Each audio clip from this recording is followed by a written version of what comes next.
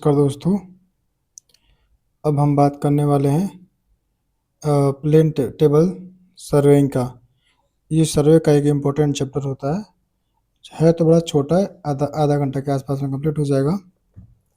यहाँ से दो क्वेश्चन देखने को मिल जाते हैं। ठीक है, तो हम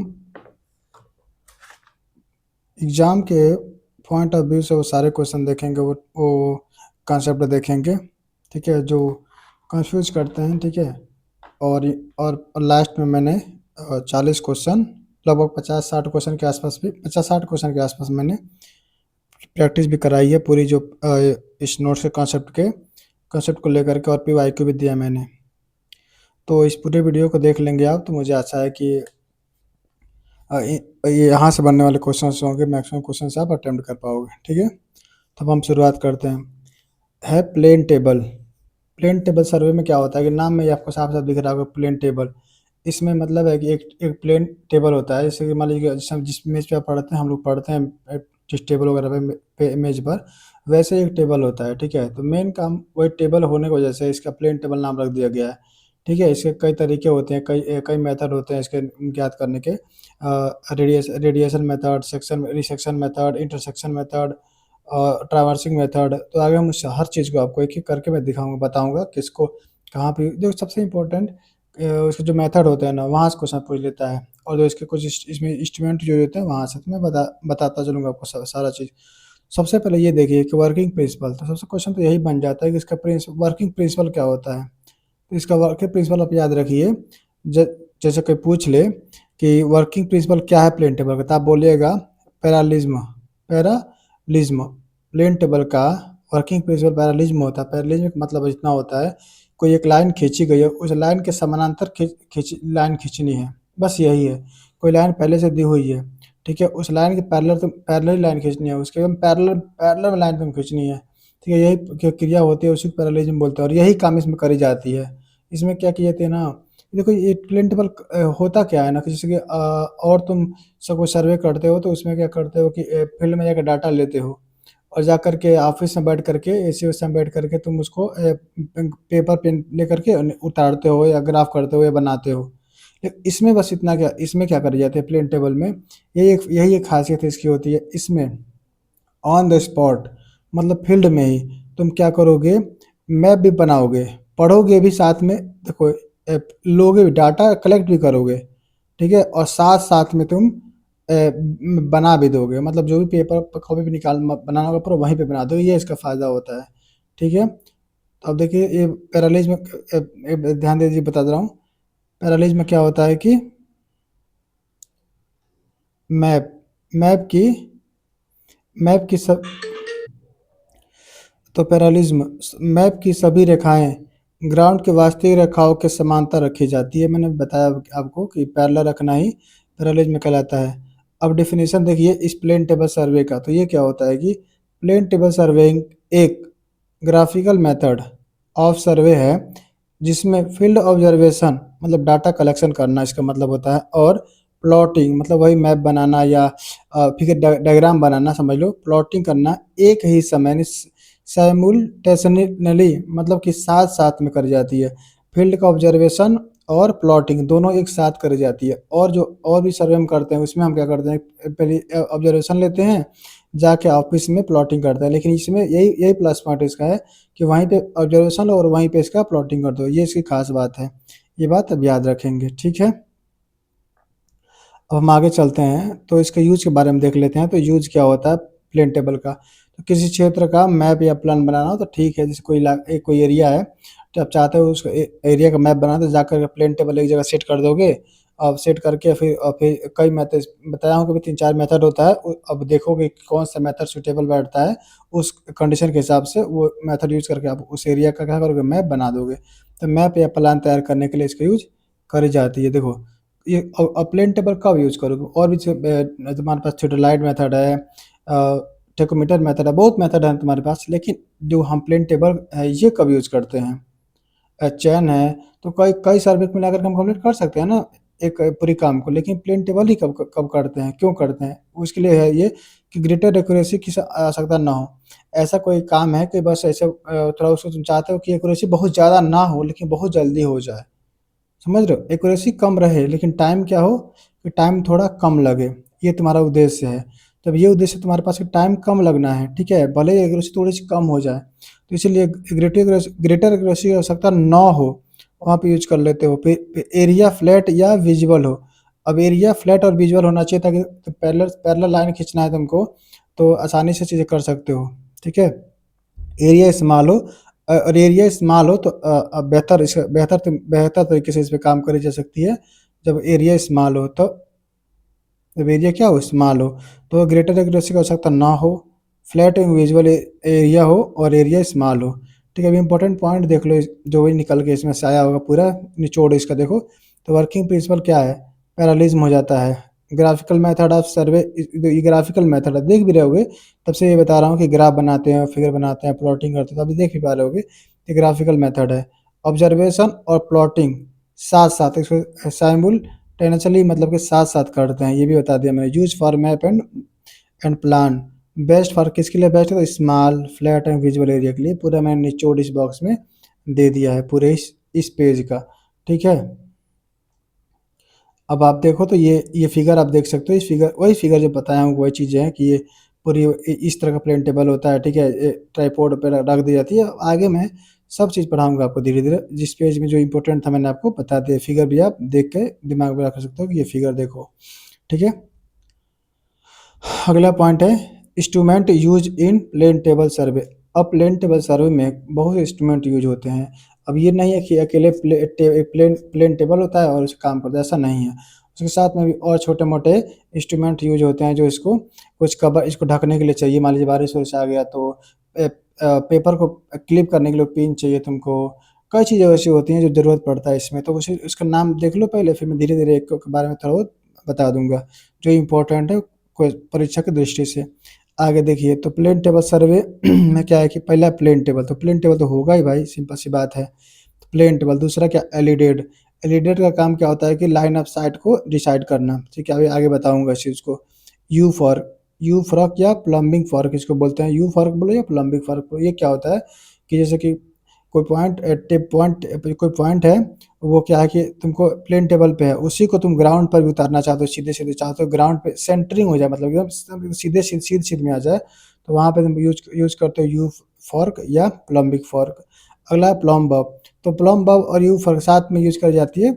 ये प्लम बब इसलिए यूज करी जाती है ताकि जब सीधी सीधी ये लाइन एकदम सीधी बनी रहे, ठीक है। दोनों का काम लगभग एक ही होता है। अगला क्या है स्पिरिट लेवल, तो जानते हो कि हॉरिजॉन्टल लाइन को ये स्पिरिट लेवल वहाँ यूज करते हैं जहाँ हॉरिजॉन्टल लाइन तो बनाना चाहते हो, वहाँ स्पिरिट लेवल की यूज करी जाती है। और टफ कंपास, तो इसे पता ही है कि क्या करता है, ये नॉर्थ साइड को दिखाता है, मतलब दिशा दिखाता है, नॉर्थ साइड डायरेक्शन दिखाने का काम करता है tough compass. Rain proof cover, तो भाई बारिश वारिश आएगी तो पेपर हो गया, इंस्ट्रूमेंट हो गया, इन सबको बचाने के लिए इस साथ में रखना जरूरी होता है। ड्राइंग एसेसरीज, तो बता ही रहा हूँ कि छोटे छोटे जब ड्राइंग बनाओगे पेंसिल पेन कंपास, ठीक है, फिर साथ में इरेजर, सारी चीज़ें होनी चाहिए ताकि तुमको, तो वही ड्राइंग एसेसरीज होना चाहिए साथ में, ठीक है। आगे हम बात करें प्लेन टेबल, देखो आगे देखो, ठीक है। तो प्लेन टेबल का मुख्य कार्य वर्किंग वर्किंग हाइट। अब देखो अब अगला है प्लेन टेबल, पहला जो अभी हमने देखा है कि जो जो उसके जो कौन कौन से सामान इसमें यूज होते हैं, तो प्लेन टेबल पहला क्या है प्लेन टेबल। तो प्लेन टेबल का कार्य क्या है, तो प्लेन टेबल का मुख्य कार्य वर्किंग हाइट पर लेवल सरफेस को तैयार करना होता है। कि मान लो कोई तुम काम करना चाह रहे हो, तो सपोज करो कि तुम को जहाँ पे तुम लिखना चाह रहे हो, तो क्या तुम बैठ के तो लिखोगे नहीं, बैठ के तो लिखोगे नहीं ना धरती पे एकदम चिपका करके। तो एक वर्किंग हाइट चाहिए, मान लो कि धरती ये धरती है, मान लो कि सपोज कि धरती है, यहीं तो बैठ के लिखोगे नहीं, कुछ तुमको हाइट पे तुमको ये टेबल लगाना होता है, कुछ हाइट पे टेबल लगाना चाहते हो, ठीक है। तो इस हाइट पे टेबल रहेगा और इसी पे तुम क्या करोगे, इस पे रख करके तुम काम करोगे। तो वर्किंग हाइट पर लेवल लेवल सर पे देगा, लेवल सर जमीन पे नहीं देगा, कुछ ऊपर लेवल सर पे देगा। तो इसका काम क्या होता है लेवल सरफेस देना, इस लेवल सरफेस देना। प्लेन टेबल का काम क्या होता है लेवल सरफेस प्रदान करना, जिस पर तुम लिख रख करके ग्राफ को और प्लॉटिंग कर सको। जिससे हम लोग पढ़ते हैं तो टेबल पे रख करके अपना कापी किताब पढ़ते हैं ना, ड्राइंग बनाते हैं ना, जा आप लोग ड्राइंग जब बनाए होगे डिप्लोमा या बीटेक में, तब देखोगे एक बड़ा सा हम लोग था ना, हम लोग का जो क्या बोलते थे उसको, ड्राइंग बोर्ड था ना हम लोग का, तो उसका ही काम समझ लीजिए ये भी करता है, एक सरफेस देता है। ठीक है। इस प्लेन टेबल में निम्नलिखित अरेंजमेंट होता है। इस प्लेन टेबल में निम्नलिखित अरेंजमेंट्स होते हैं। देखिए क्या-क्या होता है। तो लेवल अरेंजमेंट, ठीक है। तो लेवल अरेंजमेंट क्या करता है कि टेबल को हॉरिजॉन्टल रख लेवल करने के लिए, तो ये लेवल अरेंजमेंट क्या करता है, जो टेबल होता है उसको बिल्कुल हॉरिजॉन्टल बना के रखेगा। ऐसा नहीं किसी तरह की टिल्ट हो जाए, टिल्ट हो जाएगा तो उसको उसको तुम सही करोगे। इसी लेवल अरेंजमेंट से क्या करोगे, उस टिल्टिंग को तुम सही कर दोगे। थोड़ी सी टिल्ट होगी होता है लेवल अरेंजमेंट से। अगला क्या है, rotate rotate about vertical axis.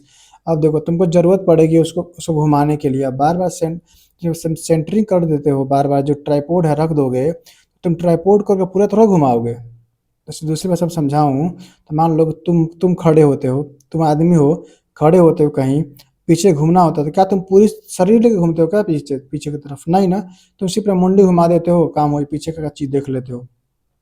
Concept समझ रहे हो? समझाने की कोशिश कर रहा हूँ। तुम खड़े हो, तो क्या तुम पीछे घूमने के लिए पूरा अपना शरीर घुमाते हो? नहीं, तो बस मुंडी घुमा दो देख लोगे, आएँ-दाएँ मुंडी घुमा देख लोगे। उसी तरह से इसको भी ज़रूरत पड़ता है ज़रूरत पड़ता है मैपिंग प्लॉटिंग के लिए थोड़ा डायरेक्शन बदलने के लिए रोटेटिंग वाले पार्ट से क्या करेंगे, इसको हम टेबल होता है उसको घुमा देते हैं अपनी ज़रूरत के हिसाब से। अगला देखिए, ठीक है, यही टेबल को वर्टिकल एक्सिस के चारों ओर घुमाकर सही दिशा या वही ओरिएंटेशन देने के लिए, वही सही दिशा मतलब वही जो ज़रूरत है अभी हमको उस समय। अगला है clamping in any required position. अब देखो, अब क्या करोगे, मान लो तुमको पीछे ज़रूरत है, पीछे की तरफ तुम पीछे मैं फिर एग्जांपल दे रहा हूँ मुंडी वाला। मतलब तुम आगे देख रहे हो और पीछे तुमको देखना है, तुम्हारा मुंडी घुमा दिए, घूम गया। और तुम चाहते हो कि तुम पीछे देखते रहो आधा घंटा तक, तो तुम उस मुंडी को पकड़ के तो थोड़ा रखोगे ऐसे। तो मुंडी को मैंने इसके हिसाब से प्लेन टेबल के हिसाब से बता रहा हूँ, क्या करोगे, कस दोगे मुंडी को वहीं पे कस दोगे, ताकि वही वहीं पे रहे भाई, तू वहीं पे अटका रहे जब तक मैं काम करूँगा। तो वही बात है, clamping in any required position, सही दिशा मिलने के बाद, वही जो सही दिशा में पीछे मैं एग्जांपल दे रहा हूँ, पीछे की तरफ तुमको सही दिशा मिल गई, तो प्लेन टेबल को उसी स्थिति में लॉक करने के लिए क्लैंपिंग क्लैंपिंग की ज़रूरत पड़ती है। ठीक है। अब इसमें आता है ये कई देखिए हो गया। तो types of table, types of plane table मतलब, तो प्लेन टेबल मुख्यतः तीन प्रकार के हम अक्सर यूज करते हैं। ट्रावर्स टेबल, जॉनसन टेबल और कॉस्ट टेबल। तो ट्रावर्स टेबल, जॉनसन टेबल और कॉस्ट टेबल, ये तीन तरीके का हम लोग यूज करते हैं। तो ये से होता क्या है कि नहीं, ऐसे कैसे एग्जांपल दूँ ताकि आपके दिमाग में फिट हो जाए।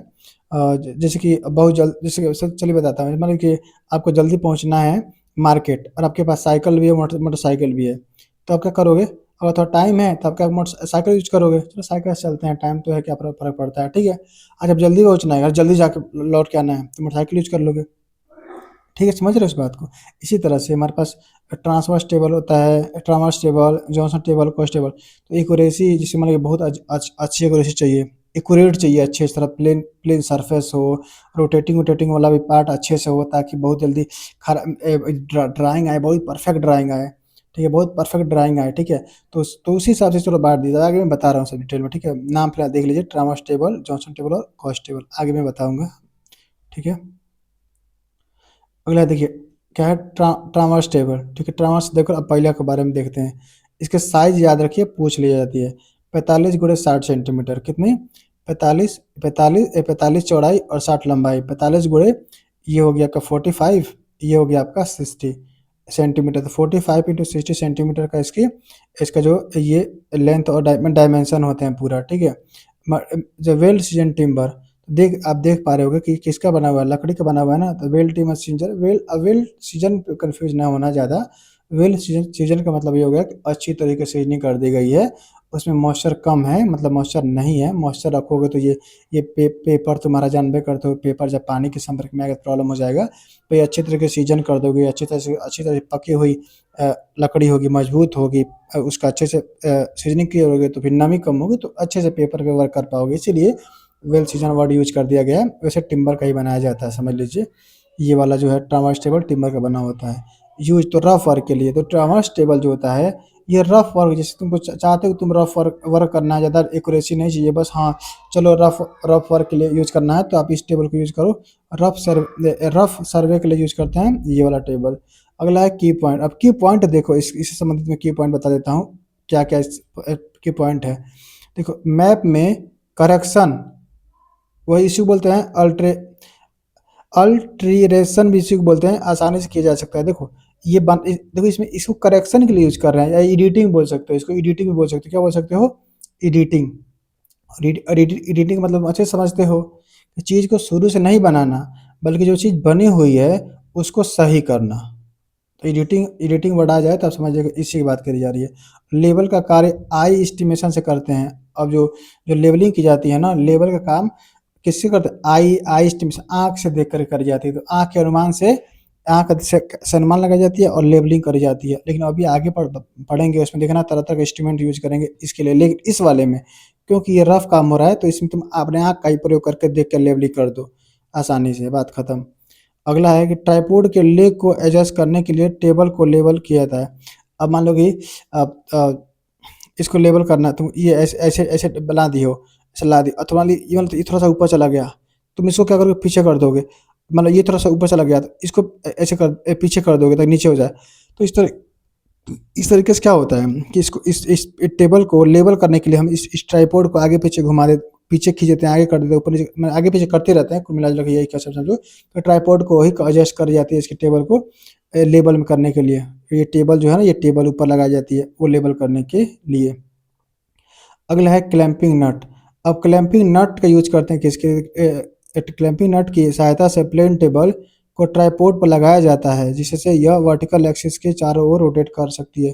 अब देखो, अब मान लो ट्राइपॉड अलग चीज़ है और जो टेबल है वो अलग चीज़ है। ट्राइपॉड ये अलग से 3 होता है, ठीक है? और जो ये टेबल है वो अलग से होता है।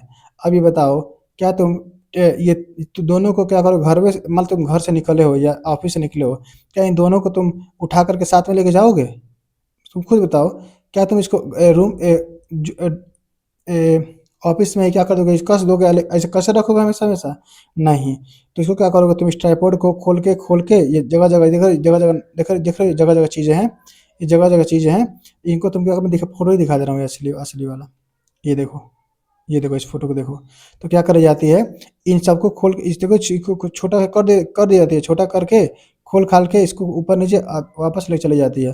तो फिर कसना होता क्या करते हैं, वापस जब कसना हो, जोड़ना होता है, तो क्लैंपिंग नट के द्वारा क्या करते हैं, प्लेन टेबल को, ये रहा प्लेन टेबल, और फिर ये ट्राइपॉड को जोड़ने का काम कौन करता है? क्लैंपिंग नट। और इसी की मदद से क्या करते हैं, इस टेबल को हम चाहें तो इसे घुमा सकते हैं। इस टेबल को क्या करते हैं, ऐसे इसी ये ऐसा नट होता है ना, कसता पकड़े भी रहता है साथ में, और घुमाने को तुमको मौका भी देता है, तुमको घुमाने का चांस देता है कि ले भैया आप घुमा भी लो। ठीक है, इसको पकड़ा भी रहेगा और घुमाने का मौका भी दे देता है तुमको। ठीक है, अब ये इसमें कुछ बातें लिखी गई, देख लो क्या क्या लिखी गई है। प्लेन टेबल दे जानते ही हो, मैप, वही देखो यहाँ पे लिखा है एडिटिंग के लिए समझा ही दिया हूँ, क्रैम्पिंग नट के बारे में बता ही दिया आपको। ठीक है, अभी देखो एडजस्ट, ये एडजस्ट का वर्ड ये इसलिए लिखा गया है, तो वही बता रहा था ना अभी कि जो लेबल कर जाती है प्लेन टेबल, तो ये एडजस्ट कर जाती है इसके ट्राइपॉड को। अब देखो ये इसका शॉर्ट में रिवीजन देख लो। आई एस्टिमेशन देखो, लेबलिंग के लिए आई एस्टिमेशन की जाती है। और जो लेबलिंग, तुम जो प्लेन टेबल होता है उसको लेबल करने के लिए तुम एडजस्ट करते हो ट्राइपॉड को। रोटेटिंग अबाउट वर्टिकल एक्सिस, ये घूम सकता है वर्टिकल एक्सिस, क्योंकि क्लैंपिंग नट घुमाने का मौका देता है। और क्लैंपिंग नट से क्या कर जाता है, लॉक कर जाते हैं इसको। मतलब इन दोनों को ये दिखाया, देखो फिगर में देखो तो कितना बढ़िया दिखाया हूँ। ये ट्राइपॉड और ये और ऊपर का प्लेन टेबल का हिस्सा, दोनों को देखो, इस वाले फिगर में देखो, दोनों को क्या किया गया, कस दिया गया नट, क्लैंपिंग नट से। आगे चलो देखते दोस्तों, थोड़ा टाइम ले रहा हूँ मैं जानता हूँ, लेकिन थोड़ा अभी 1.5 घंटा भी हो तो क्या, अगर आप इसको अच्छे से पढ़ लेना फिर दोबारा पढ़ने की जरूरत नहीं पड़ेगी। Johnson table. अब देखो इसकी जो साइज है 60x75 सेंटीमीटर होती है। कितनी? 60x75 सेंटीमीटर होती है। और ये अभी इसमें क्या होता है, बॉल एंड सॉकेट जॉइंट द्वारा लेबल किया जाता है। इसमें क्या होती है, बॉल एंड सॉकेट सॉकेट के द्वारा लेबल की जाती है। इसके पहले हम कैसे लेबल करते थे, ट्राइपॉड का पीछे का हिस्सा क्या कर रहे थे, घुमा घुमा घुमा के पीछे कर, ट्राइपॉड को आगे पीछे सरका सरका लेबल कर रहे थे, बता रहा था ना मैं अभी, क्या बता रहा था।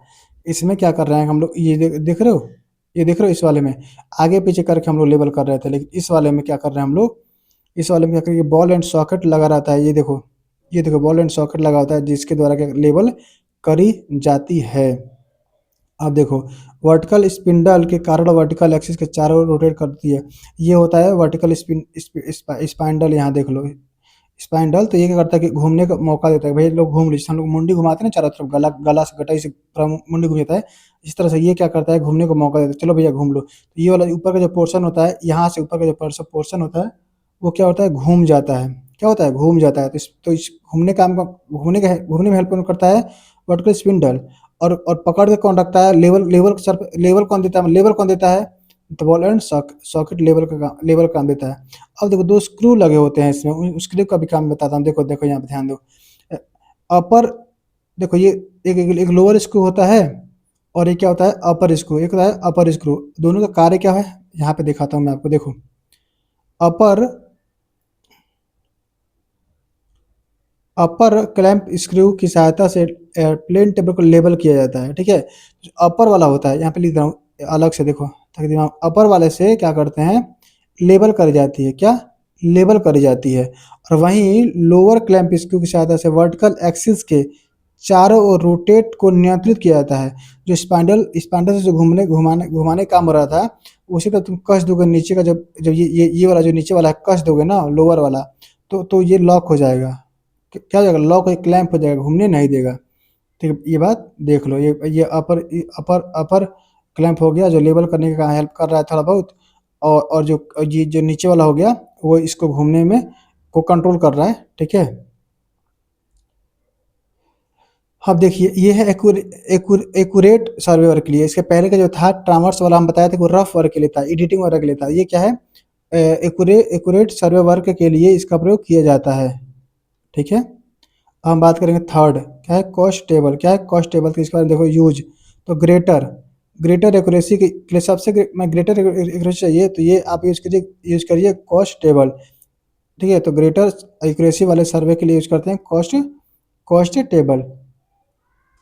इसकी साइज़ की हम बात करें तो इसकी साइज़ 60x75 सेंटीमीटर होती है, ठीक है। और लेवलिंग की बात करें तो लेवलिंग हेड असेंबली लगा होता है इसमें, लेवलिंग हेड असेंबली, ये देखिए आप, ये क्या है लेवलिंग हेड असेंबली लगी होती है, जिससे क्या करी जाती है इसको लेवल की जाती है, ठीक है। अब ये लेवलिंग हेड असेंबली आप फिगर में भी देख सकते हो, लेवलिंग हेड असेंबली में लेवल स्क्रू लगे होते हैं, जैसे हम लोग पढ़ते हैं ना थियोडोलाइट में, कि एक तीन लगे होते हैं, घुमा घुमा के हम लोग ऊपर नीचे करके लेवल करते हैं, इसी तरह से इसमें लेवलिंग हेड लगी होती है। लेवलिंग हेड असेंबली की सहायता से टेबल को लेवल किया जाता है। हाई एक्यूरेसी के लिए बेस्ट यूनिवर्सली यूज टेबल है, ये पूरी विश्व लेवल पे, मतलब यूनिवर्सली मतलब कि अधिकतर चारों तरफ इसी को यूज कर, मैक्सिमम ये यूज करी जाती है, हाई एक्यूरेसी के लिए यूज होती है, ठीक है। एडजस्टेबल लेवलिंग स्क्रू की सहायता से प्रिसाइज लेवलिंग किया जाता है। तो एडजस्टेबल लेवलिंग स्क्रू, तो वही बोल रहे हैं, ये देख रहे हो एडजस्ट कर देते हैं इस बार आसानी से। तो इसके द्वारा क्या करते हैं बहुत प्रिसाइज अच्छे से क्या लेवलिंग कर दी जाती है इससे। तो अपने हमने तीन टेबल देखा, हमने तीन टेबल नाम देख लिया, एक ट्रावर्स टेबल, जॉनसन टेबल और कोस्ट टेबल, ठीक है। ये फिगर इसका भी आप देख सकते हो, इसका पूरा इसमें लेवलिंग है, एक बार फिर मैं दिखा दे रहा हूँ आपको, ठीक है। ये रहा आपका जॉनसन टेबल, ये रहा जॉनसन टेबल, ठीक है। और ये रहा आपका फिर ट्रावर्स टेबल, ठीक है। ये रहा जॉनसन टेबल जिसमें बॉल एंड सॉकेट वगैरह है, वर्टिकल स्पैंडल वगैरह है, क्लैंप स्क्रू वगैरह है, ठीक है। फिर कोस्टल है जिसमें आपका लेवलिंग हेड असेंबली मिलेगा देखने को, ठीक है। अगला एलिडेट, अब दूसरा आता है एलिडेट। एलिडेट का काम क्या होता है कि लाइन ऑफ साइट को डिसाइड करना, लाइन ऑफ साइट को डिसाइड करना इसका कार्य होता है। ये दो तरीके का होता है, ठीक है। लाइन ऑफ साइट निर्धारित करने के लिए अगला देखो एलिडेट क्या है, एलिडेट के बारे में देखो। यूज लाइन ऑफ साइट निर्धारित करने तथा एल ओ एस के समानांतर रेखा खींचने के लिए।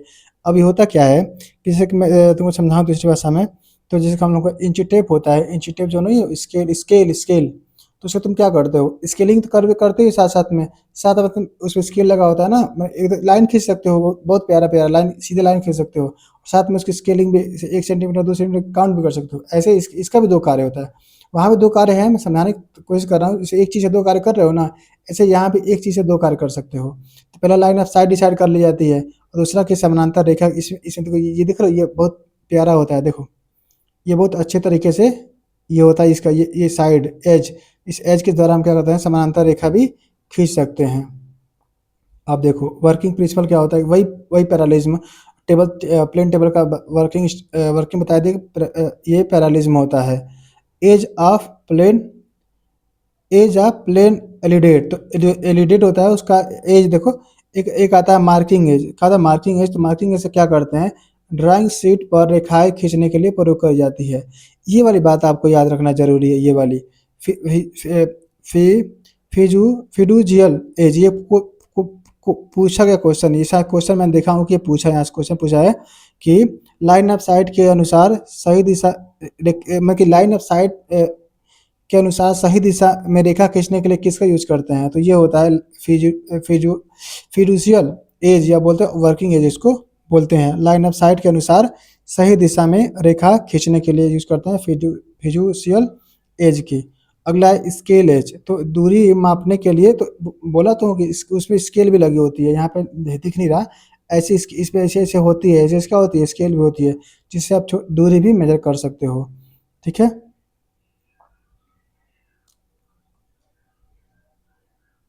ठीक है। अभी देखो ये पार्ट पार्ट ऑफ एलिडेट दे रहा है, ये एलिडेट के बारे में देख लो, यहाँ पार्ट ऑफ एलिडेट बता दे रहा हूँ। आई वेन, जहाँ से तुम आंख लगा के देखोगे, आंख वाला टारगेट देखने के, जैसे यहाँ पे तुम अपना आंख लगा लो, ये आपको प्यारा सा जो भी आंख तुम्हारा हो, प्यारा सा आंख लगा लो यहाँ से, और देखो यहाँ पे, और यहाँ पे ऑब्जेक्ट रखी जाती है, मान लो ये कोई ललुआ है, कोई दोस्त है जो ललुआ है, ठीक है, ये कोई कोई दोस्त है ललुआ है, ठीक है, ये कोई दोस्त है ललुआ, ठीक है, ये कोई दोस्त बन गया हमारा ललुआ, और यहाँ से तुम उसको देख रहे हो, इसको क्या करो, यहाँ से देख रहे हो, ठीक है। तो ये हो गया ऑब्जेक्ट वेन, और ये हो गया आई वेन, ठीक है। और ये होता है फिड्यूशियल फिडुशियल एज या वर्किंग एज, वही बता रहा था, जो कि लाइन ऑफ साइट के अनुसार सही दिशा में लाइन खींचने के लिए यूज होता है। ठीक है, अब अगला देखते हैं। अब देखो टाइप ऑफ एलिडेट, एलिडेट भी क्या, एलिडेट दो तरीके का होता है, एलिडेट,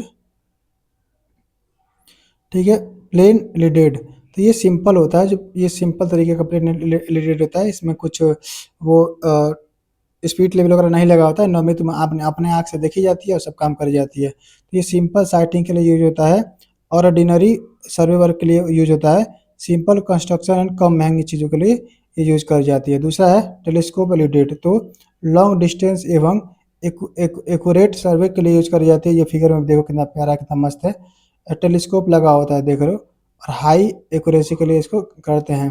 तो फोटो देख करके ही आप चीज़ों को, मैक्स चीज़ों को आप समझ सकते हो। एडवांटेज ऑफ टेलीस्कोप एलिडेट, इस वाले भाई साहब का यूज करोगे तो फ़ायदा क्या होगा, तो लॉन्ग डिस्टेंस तक साइटिंग की जा सकती है। लगा टेलीस्कोप है तो बहुत दूर तक देख भी तो सकते हो, जूम करके, जूम आउट करके, जूम इन करके देख भी सकते हो। अगला है इन इंक्लाइंड साइटिंग के लिए की जा सकती है, इसके द्वारा तुम इंक्लाइंड साइटिंग भी कर सकते हो, इससे इंक्लाइंड साइटिंग नहीं हो पाती, ये बात याद रखना, यही फ़ायदा है। और इससे तुम क्या कर सकते हो, इंक्लाइंड साइटिंग भी करी जा सकती है। ऑप ऑप्टिकल मेथड से डिस्टेंस मेजरिंग कर जा सकते हो, ऑप्टिकल मेथड से क्या कर सकते हो, डिस्टेंस भी मेजर कर सकते हो। नोट, वर्तमान समय में टेलीस्कोप एलिडेट का अधिक प्रयोग की जाती है। आजकल सिंपल सी बात है, दिन पे दिन हम लोग डिजिटली होते चले जा रहे हैं, तो ये वाला चीज़ें धीरे धीरे अब चलन से बाहर हो रही है, और ये धीरे धीरे एंट्री कर चुके हैं। तो मैक्सिमम आजकल कौन यूज हो रहा है, यही टेलीस्कोप वाला चीज़ें यूज हो रही है। अगला है यू फॉर्क, क्या यू फॉर्क या प्लम्बिक फॉर्क, तो ये क्या होता है कि बता समझाया था कि एक पेपर पे क्या है कि पॉइंट है, उसको ग्राउंड पे उतार दो, उसी के सीध में, एकदम सीध में, या फिर कोई ग्राउंड पे उसको उसको तो पेपर पे ले लो उसी के सीध में, तो दोनों बात समझो, उल्टा पुल्टा, पेपर पे तो उसको ग्राउंड पे उतार दो, ठीक है, या ग्राउंड पे तो उसको क्या करो, पेपर पे उतार दो, ये दोनों काम इसमें करे जाते हैं इसके थ्रू। तो देखो यूज प्लम बब के साथ आ सकते, प्लम बब इसमें हेल्प है, इसका इसका हेल्प, ठीक है। अब हम बात करते हैं, ठीक है, इस आगे क्या चीज़ है, तो प्लम्ब बब की सहायता से ग्राउंड पॉइंट को ड्राइंग शीट पर तथा ड्राइंग शीट पॉइंट को ग्राउंड पर ट्रांसफ़र किया जाता है। मैंने चीज़ बता दिया आपको। वर्किंग विथ प्लम्ब बब, तो इसके साथ थोड़ा प्लम्ब बब की हेल्प से साथ में इसको करी जाती है, तो प्लम्ब बब इसके हेल्प के साथ ये काम करी जाती है, ठीक है। मटेरियल, तो इस तो समांतर मेटेलिक का बना होता है, तो अब आप भी देखे होगे, कहाँ देखे होगे, जब गांव में आपके कभी भी घर द्वार बनता होगा तो प्लम्ब आप देखे होगे। और ये यूफॉर्क, तो ये देख पा रहे होगे, मेटल का दिख रहा है ना, मेटल का, यूफॉर्क और प्लम्ब दोनों क्या होता है, लगभग मेटेलिक का ही बना होता है, कि वजनदार होगा, जो वजनदार चीज़ है वो सीधे जो भी ये धागा है, जो भी ये बनाते हैं उसको सीध में रख पाएगी, कौन, वजनदार, वजन होने की वजह से, तो मेटेलिक चीज़ों का बना होता है। इज देखो ट्रिक देखो भाई, तो ग्राउंड से सी ड्राइंग शीट पे और ड्राइंग शीट से ग्राउंड पे किसका काम है, तो यू फर का काम है, जो कि प्लम बब की हेल्प से करी जाती है। ये फिगर में चीज़ को भी देख लीजिए, ठीक है। ये ड्राइंग शीट हो गया आपका, ये यू फर्क हो गया, ये ऐसे जैसे ऐसे ऐसे लगाई जाती है, ऐसे लगाई जाती है, ठीक है। इसको लगाने का तरीका ऐसे होता है, अब ऐसे लगाओगे तो यहाँ की चीज़ें यहाँ यहाँ उतार दी जाती है, ऐसे ऐसे ग्राउंड पे उतार दी जाती है, यहाँ पे उतार दी जाती है, ऐसे ऐसे होता है, ये ऐसे, ठीक है। प्लम बब ये हो गया आपका, और ये ग्राउंड पॉइंट हो गया, ग्राउंड पॉइंट उतर गया ना इस तरीके से, ठीक है। यहाँ लगा लीजिए, फिर यहाँ और यहाँ पे प्लम बब लगा दीजिए, प्लम सीधे यहाँ पे खा करके उतार देगा। क्योंकि जो ये है, ये मान लीजिए पूरी तरह से ग्राउंड तक थोड़े आ जाएगा, क्योंकि मैं समझा रहा हूँ आपको कैसे दोनों मिलकर साथ काम करते हैं। मान लीजिए ये हो गया आपका पॉइंट, ठीक है। तो ये हंसिया देखे, हंसिया काम है वैसे होता है। तो ये मान लीजिए यहाँ पे ऐसे लगा दिए, ये ऐसे यहाँ आ गया, ठीक है। लेकिन अब ये पॉइंट तो यहाँ मिल गया, ये पॉइंट आपको यहाँ मिल गया, बात ठीक है। लेकिन आपको ये धरती पे कैसे पता चलेगा फिर, तो यहाँ पे क्या कीजिए, प्लम लगाइए, वो सीधे आपको यहाँ पे दिखा देगा कि ये वाला पॉइंट इसी के सीध में आता है, यहाँ पे उतार दीजिए। तो दोनों लोग मिलकर पूरे काम को कंप्लीट कर देते हैं, ठीक है। अगला है टफ कंपास, ठीक है। तो तेज चलते हैं दोस्तों, बहुत ज़्यादा है, टाइम लग जाएगा हम लोग को, ठीक है। इसका यूज मैग्नेटिक नीडल की सहायता से ड्राइंग शीट पर नॉर्थ डायरेक्शन निर्धारित करने तथा प्लेन टेबल की ओरिएंटेशन करने के लिए करते हैं। तो दो चीज़ करने के लिए वही बात है, नॉर्थ डायरेक्शन तुम याद कर लोगे तो ओरिएंटेशन करने के लिए, दिशा निर्धारित करने के लिए आसानी हो जाती है। तो इसका मेन काम क्या होता है, नॉर्थ डायरेक्शन बता देना, उसको उसके हेल्प से ओरिएंटेशन में हेल्प करता है टफ कंपास। वर्किंग क्या है, तो मैग्नेटिक नीडल हमेशा मैग्नेटिक नॉर्थ की ओर संकेत करती है। तो जानते ही हो कि कंपास का क्या कार्य होता है। तो इजी ट्रिक देखो, तो नॉर्थ डायरेक्शन बता देगी, जिसके हेल्प से हम क्या करेंगे, ओरिएंटेशन करने में हमको आसानी हो जाएगी। इसका मतलब दिशा ज्ञात करना, और ओरिएंटेशन मतलब दिशा ज्ञात करना, तो कैसे किस दिशा में चीज़ों को रखनी है। ये सब किससे करते हैं, टफ कंपास से करते हैं। फिगर में भी आप इसी चीज़ को देख सकते हो। अब वर्किंग ऑपरेशन देख लीजिए, क्या वर्किंग ऑपरेशन के बारे में भी देखिए। तो अब क्या होता है, फिक्सिंग, पहले मैं अच्छा समझा देता हूँ जल्दी, और फिर आपको जल्दी पढ़ते निकल जाएंगे हम लोग। फिक्सिंग क्या है, फिक्सिंग का मतलब ये हो गया कि अभी मैं बता रहा था ना, कि मान लीजिए ट्राईपॉड हो गया, ठीक है। आपका ये फिर एक टेबल हो गया, तो क्या आप घर से सेट करके थोड़ा लाओगे, सिंपल सी बात है, वहीं भी जाकर सेट करोगे ना। सबसे पहले क्या करोगे, तुम अपना सामान निकालोगे और इन दोनों भाई साहब लोग को एक साथ करके जोड़ोगे, सेट करोगे, तो इसी को फिक्सिंग बोली जाती है। मतलब कि अपनी जो प्लेन टेबल का स्ट्रक्चर है उसको सही कर जाती है अभी, तो उसको फिक्सिंग बोल देती है। और सेटिंग क्या होती है, अब जहाँ पे तुमको काम करनी है, जिस पॉइंट वहाँ उस पॉइंट पर ले जाकर रखोगे, तो लेवलिंग कर लो पहले, ठीक है।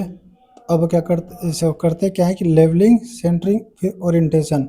तो इसमें समझाता हूँ मैं आपको अच्छे से चीज़ को कैसे होता है। देखो क्या होता है कि पहले मैंने फिक्सेस ये तो समझा दिया, फिक्सेस समझ में आ गया होगा। उसके बाद देखो लेवलिंग क्या होता है, कि पहले तुम क्या करो, इस ट्राइपॉड को लेवल कर दो। चलो यहाँ पे ये देखो, चलो मैं इसको यहाँ समझाता हूँ, जगह खाली है। देखो तुम क्या करो कि ये ट्राइपॉड हो गया, ठीक है। अगर तुम इस सीक्वेंस को फॉलो करते हो, इस सीक्वेंस के ऊपर लेबलिंग, सेंटरिंग, ओरिएंटेशन, ठीक है, तब क्या होगा, तुम पहले क्या करो कि लेबल कर लिए, इस टेबल को तो लेबल करके, और कस जो भी कसना खुसना है, जो भी कई स्क्रू इसमें होते हैं, लेबल करने के चक्कर में, ये लेबल है ना, इसको लेबल करोगे, कई स्क्रू कसने उसने होते हैं, तुम कस उसके एकदम लेबल कर दे, टाइट कर दिया इसको। उसके बाद तुम सेंटरिंग करना है। जैसे मान लो कोई पॉइंट हो गया, ये पॉइंट हो गया, ठीक है। इस पॉइंट को एक कोई पॉइंट मान लो, इस पे तुम काम करना चाहते हो, कोई पॉइंट है, याद है ना, अभी अभी हम पढ़ रहे हैं, यू फॉर्क पढ़े हैं, यू फॉर्क, तो उससे तुम क्या चाहते हो, यहाँ पे सेंटरिंग करना, इस ट्राइपॉड लगा सेंटरिंग करना, इस पॉइंट को सीधे मिलाना, इसको सेंटरिंग बोली जाती है। तो ये दूसरा पॉइंट हो गया। और फिर ओरिएंटेशन क्या होगा, जब जो वर्क करोगे, काम करोगे, जिस हिसाब से जिधर तुम्हारा ऑब्जेक्ट मिलेगा, जिधर तुम्हारा लाइन खींचनी होगी, उसके हिसाब से तुम इस टेबल को क्या करोगे, घुमाते रहोगे गोल गोल। तो ये हो गया ओरिएंटेशन, ठीक है। अभी बात देना, कंफ्यूज कभी मत होना, पहले सेंटरिंग नहीं किया जाती, पहले ये वाला प्रोसेस नहीं करी जाती है, पहले ये करी जाती है, फिर ये करी जाती है। ये बात याद रखना, फिर रिपीट कर रहा हूँ, कभी पहले सेंटरिंग नहीं करना है, पहले ये नहीं करना है। क्यों नहीं करना, मैं समझा रहा हूँ। देखो अगर तुम पहले सेंटरिंग कर दी, चलो पहले इसको उल्टा करके दिखाता हूँ। मान लो हम पहले सेंटरिंग कर दिए, ये मान लो कभी ये हमारा प्लेन टेबल हो गया, ठीक है, और ये हमारा टेबल हो गया, सब कुछ हो गया। हमने क्या किया, इस पॉइंट को इस पॉइंट से एकदम सीधे मिला दिया, ठीक है।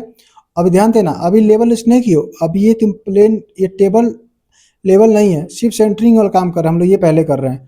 तो अब क्या, तुम इसको और इसको सीधे में कर लिए, मतलब सेंट्रिक काम सही कर लिए, गुड, काम हो गया। अब तुम अगला स्टेप क्या करना चाहोगे कि लेबलिंग करोगे। तुम जैसे लेबलिंग करोगे तो लेबलिंग के लिए तुमको क्या करना होगा, यहाँ पे जो स्क्रू लगे होते हैं उसको कसोगे, हिलाओगे, डुलाओगे। हिलाओगे डुलाओगे तो पता चला कि जो ये पॉइंट थी, ये पॉइंट था, वो पॉइंट खसक गया थोड़ा सा, इधर चला गया, इधर चला गया, इधर चला गया, खसक गया। जो तुम्हारा ये सेंटरिंग का काम था वो काम गड़बड़ हो गया ना। जैसे तुम लेबलिंग किए तो तुम्हारा काम सेंटरिंग गड़बड़ हो गया, तो फिर तुमको क्या करना पड़ेगा, सेंटरिंग करना पड़ जाएगा। इस तरीके से पहले, इसीलिए क्या करी जाती है कि दोस्तों, पहले लेबलिंग की जाती है, फिर सेंटरिंग की जाती है और फिर ओरिएंटेशन करी जाती है। हमने चीज़ों को समझा दिया, अब पढ़ते हुए हम आगे निकल जाएंगे, ठीक है। और उसके बाद उसके बाद क्या करते हैं, फिक्सिंग सेटिंग हो गया। अब सेटिंग वोटिंग कर लोगे, पूरा लेबलिंग कर लिया, सब हो जाएगा, तो फिर साइटिंग एंड टेकिंग ऑब्जर्वेशन करोगे, मतलब काम स्टार्ट कर दोगे। सेट उट हो गया, सब चीज़ें हमने घुमा लिया, सेटिंग कर लिया, लेबलिंग कर लिया। अब क्या करोगे, क्या करोगे साइटिंग, मतलब वही देखना शुरू करोगे, ऑब्जेक्ट को रखो, लाइन बनाना शुरू करोगे और फिर ऑब्जर्वेशन लेना स्टार्ट कर देंगे हम लोग। तो फिक्सिंग, सेटिंग और साइट या टेकिंग ऑब्जर्वेशन। एक बार फिर सीक्वेंस पढ़ देना भाई, fixing, setting, levelling, centring, orientation, sighting, taking observation. अगला देखो, अब जल्दी पढ़ते हैं भाई, इसको मैंने समझा दिया आप लोग को अच्छे से, बहुत इतना डिटेल में, ठीक है। तो प्लेन टेबल में फिक्सिंग, प्लेन टेबल को ट्राइपॉड के साथ जोड़ते हुए ग्राउंड में अप्रॉक्सीमेट लेबलिंग या सेंटरिंग तथा ओरिएंटेशन के साथ स्थापित करना फिक्सिंग कहलाता है। मतलब ये कि ये चीज़ें सिंपल सी बात है, ये तो तुम अगर सेट करके लेके जाओगे तो किसी पॉइंट पर रखोगे ना, पहले वही रख दोगे। ये थोड़ा कि तुम फिर इधर इधर रख दोगे, जब जिस पॉइंट का काम करना है तुम लेकर नॉर्मली वहीं रखोगे ना, उसके बाद डिटेलिंग करना शुरू करोगे। तो वही ये बात थोड़ा लिखी गई है कि जोड़ लो, लिया वहाँ पे रख दो, यानी अप्रॉक्सीमेटली अपने अपने अनुमान के हिसाब से कि हाँ चलो ये यहाँ पे रखूंगा तो थोड़ा कम मुझे सेंटरिंग करना पड़ेगा, कम लेवलिंग करना पड़ जाएगा, तो काम कर लो। अब गया सेटिंग, ठीक है। अगला क्या है, सेटिंग। सेटिंग ऑब्जर्वेशन के लिए ग्राउंड में प्लेन टेबल को तैयार करना सेटिंग कहलाता है। सेटिंग के मुख्य कार्य लेवलिंग, सेंटरिंग और ओरिएंटेशन। चीज़ों को मैंने दिखा दिया, फोटो में देख लीजिए। ये रहा लेवलिंग, जो कि ये लेवल यहाँ स्प्लिट लगा हुआ है, इसके लेवलिंग कर लिए, ठीक है। फिर ये रहा सेंटरिंग, ये रहा सेंटरिंग, सेंटरिंग कर लिए। एक क्वेश्चन पूछ रहा हूँ, बताइएगा कि सेंटरिंग में किसकी हेल्प ली जाती है। आप कमेंट बॉक्स में ये बात को बता सकते हैं। दोस्तों एक और बात, दोस्तों प्लीज़ यार सब्सक्राइब कीजिए, मेरे सब्सक्राइबर रुके हुए हैं 4-5 दिन से, एक भी सब्सक्राइबर नहीं बढ़ रहे हैं। दोस्तों प्लीज़ यार आप लोग मेरा हेल्प कीजिए, सपोर्ट कीजिए, ताकि मेरा भी मनोबल बढ़े। मेरा मनोबल टूट गया है, ठीक है। अगर मेरा ये समझाना, एक्सप्लेन करना आपको अच्छा लग रहा हो, बेनिफिशियल लग रहा हो, तो प्लीज़ प्लीज़ प्लीज़ हेल्प कीजिए और सब्सक्राइब करिए और एक लाइक कीजिए और कमेंट कीजिए प्लीज़। उससे मुझे मोटिवेशन मिलता है और मुझे काम करने का थोड़ा मन करता है और थोड़ा और दिल लगा कि मैं अच्छी चीज़ों को बनाता हूँ और अच्छी चीज़ों को करता हूँ। प्लीज़ प्लीज़ एक बार फिर रिक्वेस्ट करूँगा, सब्सक्राइब कीजिए, क्योंकि सब्सक्राइबर मेरे रुके हुए हैं 4-5 दिन से, ठीक है। अगला देखते हैं लेवलिंग, ठीक है। तो लेवलिंग को डिटेल में देख लीजिए। प्लेन टेबल को डिजाइन लोकेशन पर अप्रॉक्सीमेट सेंटरिंग के लिए स्थापित करें। अब कैसे करें, तो अपर थंब स्क्रू को लूज करें। अपर वाले को खोलोगे तभी तो प्ले घुमा पाओगे इधर उधर। और वो अपर जो स्क्रू है, जो प्लेन टेबल से जुड़ा हुआ है, उसको खोलोगे तो ही तो प्लेन टेबल को तुम घुमा पाओगे अपने हिसाब से लेवल करने के लिए। तो सिंपल सी बात है, घुमना खोलना पड़ेगा और फिर बाद में कसना भी पड़ेगा। जब घुमा हुआ लोगे तो अभी देखो बाद में कसेंगे भी इसको। प्लेन टेबल को डिजायर डायरेक्शन में टिल्ट करें ताकि बल्ब ट्यूब की म्यूचुअल परपेंडिकुलर डायरेक्शन हॉरिजॉन्टल प्राप्त हो। कुल मिला के आप यहाँ पे क्या कर रहे हैं, उसको अपने हिसाब से लेबलिंग कर रहे हो, ठीक है। अगला क्या है, अपर थंब लेवल को टाइट कर दे। तो वही बात है, जिस डायरेक्शन में तुम चाहते थे, जिस डायरेक्शन में वो लेबल हो, जिस लाइन के जो भी लाइन खींचोगे, जिस लाइन के पैरेलल चाहिए था तुमको, तो घुमा लोगे, लेबलिंग कर लोगे तो वहाँ कस दो, ठीक है। ये आप देख पा रहे हो, ये बबल ट्यूब तो लेबलिंग के लिए हो गया। ये अपर स्क्रू होता है जो कि कस टाइट कर जाती है। और अपर थंब स्क्रू, भाई अपर थंब स्क्रू, और ये ट्राइपॉड होता है, ठीक है। ये लेवल यहाँ भी दिखा दिया हूँ, लेबलिंग चीज़ों के लिए होती है, ठीक है। अगला है सेंटरिंग। तो ड्राइंग शीट पर लगे टेप को हटा दें। अब ये हटा दो, ताकि सेट करने के पेपर फट उठ जाएगा ना भाई, सिंपल से हटा दो। क्या करो, टेप को काटो, हटा दो। फिर यू फॉर के सहायता से ग्राउंड पॉइंट को ड्राइंग शीट के स्टेशन पॉइंट के ठीक ऊपर नीचे लाए। तो वही बताया था ना कि जो ये यू फॉर्क होता है, यू फॉर्क की सहायता से क्या करते हैं कि ग्राउंड पॉइंट को शीट पेपर लाते हैं, या शीट पेपर ग्राउंड पेपर पे भी ला देते हैं। आवश्यकता होने पर ड्राइंग शीट का मैनुअल मूवमेंट करें। तो मान लो कि सेंटरिंग अगर नहीं हो पा रही है, तुम क्या करो, थोड़ा बहुत इधर अपने आप को, मान लो ये पॉइंट यहाँ है, ठीक है, ये यहाँ है, और ये फर्क ये बोलने की फर्क भाई साहब ये बोल रहे हैं कि यहाँ लाइए, फर्क भाई साहब बोल रहे हैं कि यहाँ लाइए, क्या बोल रहे हैं कि इसका सिद्ध यहाँ होता है, इसका सिद्ध यहाँ होता है, और ये भाई साहब यहाँ है कागज पे, तुम क्या करो, थोड़ा सा इस कागज को खसका के यहाँ ला लो। यही मतलब इस बात का हो गया, ड्राइंग शीट को अपने से थोड़ा सा मूवमेंट कर ली जाती है ताकि सेंटरिंग अच्छे से हो जाए, जल्दी से हो जाए। ठीक है, ओरिएंटेशन देख लो। तो डेफिनेशन देखो, तो प्लेन टेबल को प्रीवियस पोजीशन में इस प्रकार सेट करना कि ड्राइंग शीट की दिशा ग्राउंड की दिशा के समान हो जाए। ठीक है, तो प्रीवियस स्टेशन के इस प्रकार प्लेन टेबल को प्रीवियस जो पोजीशन जो रहा है, जैसे कि तुम कहीं और काम किए थे, वहां से उठाकर कहीं और ले जा रहे हो, तो प्रीवियस पोजीशन था, उस पोजीशन में सेट करने के लिए क्या कर जाती है, ड्राइंग शीट की दिशा में ग्राउंड की दिशा के समान कर जाते हैं। ये सब काम किस में कर जाती है, ओरिएंटेशन में कर जाती है। अब इसके दो तरीके होते हैं, एक तो बाई टफ कंपास और एक बाई साइटिंग के पास। देखो भाई दोस्तों, कई चीज़ें इसमें ऐसे होती हैं कि आपको ये अगर हम लोग करे नहीं है, जैसे हम लोग क्या है ना कि प्रैक्टिकल नहीं करे होगे, अगर प्रैक्टिकल करे होते तो चीज़ें इतनी टफ ना लगती। कई चीज़ ऐसी लगती है कि ये क्या है, कैसे होता होगा, क्या कुछ समझ में नहीं आ रहा, लेकिन जरूरी भी नहीं है हम लोग को समझना, क्योंकि हमको क्वेश्चन करने हैं, और प्लेन टेबल से मुश्किल से 50 क्वेश्चन के आसपास बनते होंगे। ठीक है, वो सारे क्वेश्चंस कर लेंगे, अभी मैं लास्ट में क्वेश्चन भी कराऊंगा, फिर हमारा काम हो जाएगा। ठीक है, ज़्यादा इसमें सोचने की बात नहीं है। मुझे न समझ में आ रही होगी तो भी आप टेंशन ना लीजिए, बस समझते जाइए, लास्ट में क्वेश्चन दिया हूँ, आपको कर लीजिएगा। बाई टफ कंपास, बाई अगर एक है बाई टफ कंपास के द्वारा ओरिएंटेशन होता है, और एक होता है बाई बैक साइटिंग के द्वारा। ठीक है, और देखिए बाई टफ कंपास के द्वारा, देखिए तो कंपास की सहायता से नॉर्थ नॉर्थ देखकर टेबल को घुमाया जाता है। तो कंपास का काम ही होता है नॉर्थ साइड बताना, तो नॉर्थ देख करके टेबल को क्या कर जाती है, ओरिएंटेशन कर जाती है। ये फास्ट मेथड होता है और ये लेस एक्यूरेट होता तो बहुत जल्दी जल्दी है, लेकिन क्या करता है तो एक्यूरेसी कम देता है। कौन वाला टफ, ये क्वेश्चन अभी आगे आएगा, पूछेगा, बताइएगा कि कौन सी ओरिएंटेशन बेस्ट होती है, टफ की बैक साइटिंग। तो बैक साइटिंग अच्छी होती है। ठीक है, back sighting by back sighting alidade की सहायता से प्रीवियस स्टेशन पर साइटिंग किया जाता है। एलिडेट की सहायता से प्रीवियस स्टेशन पर क्या किया जाता है, साइटिंग की जाती है।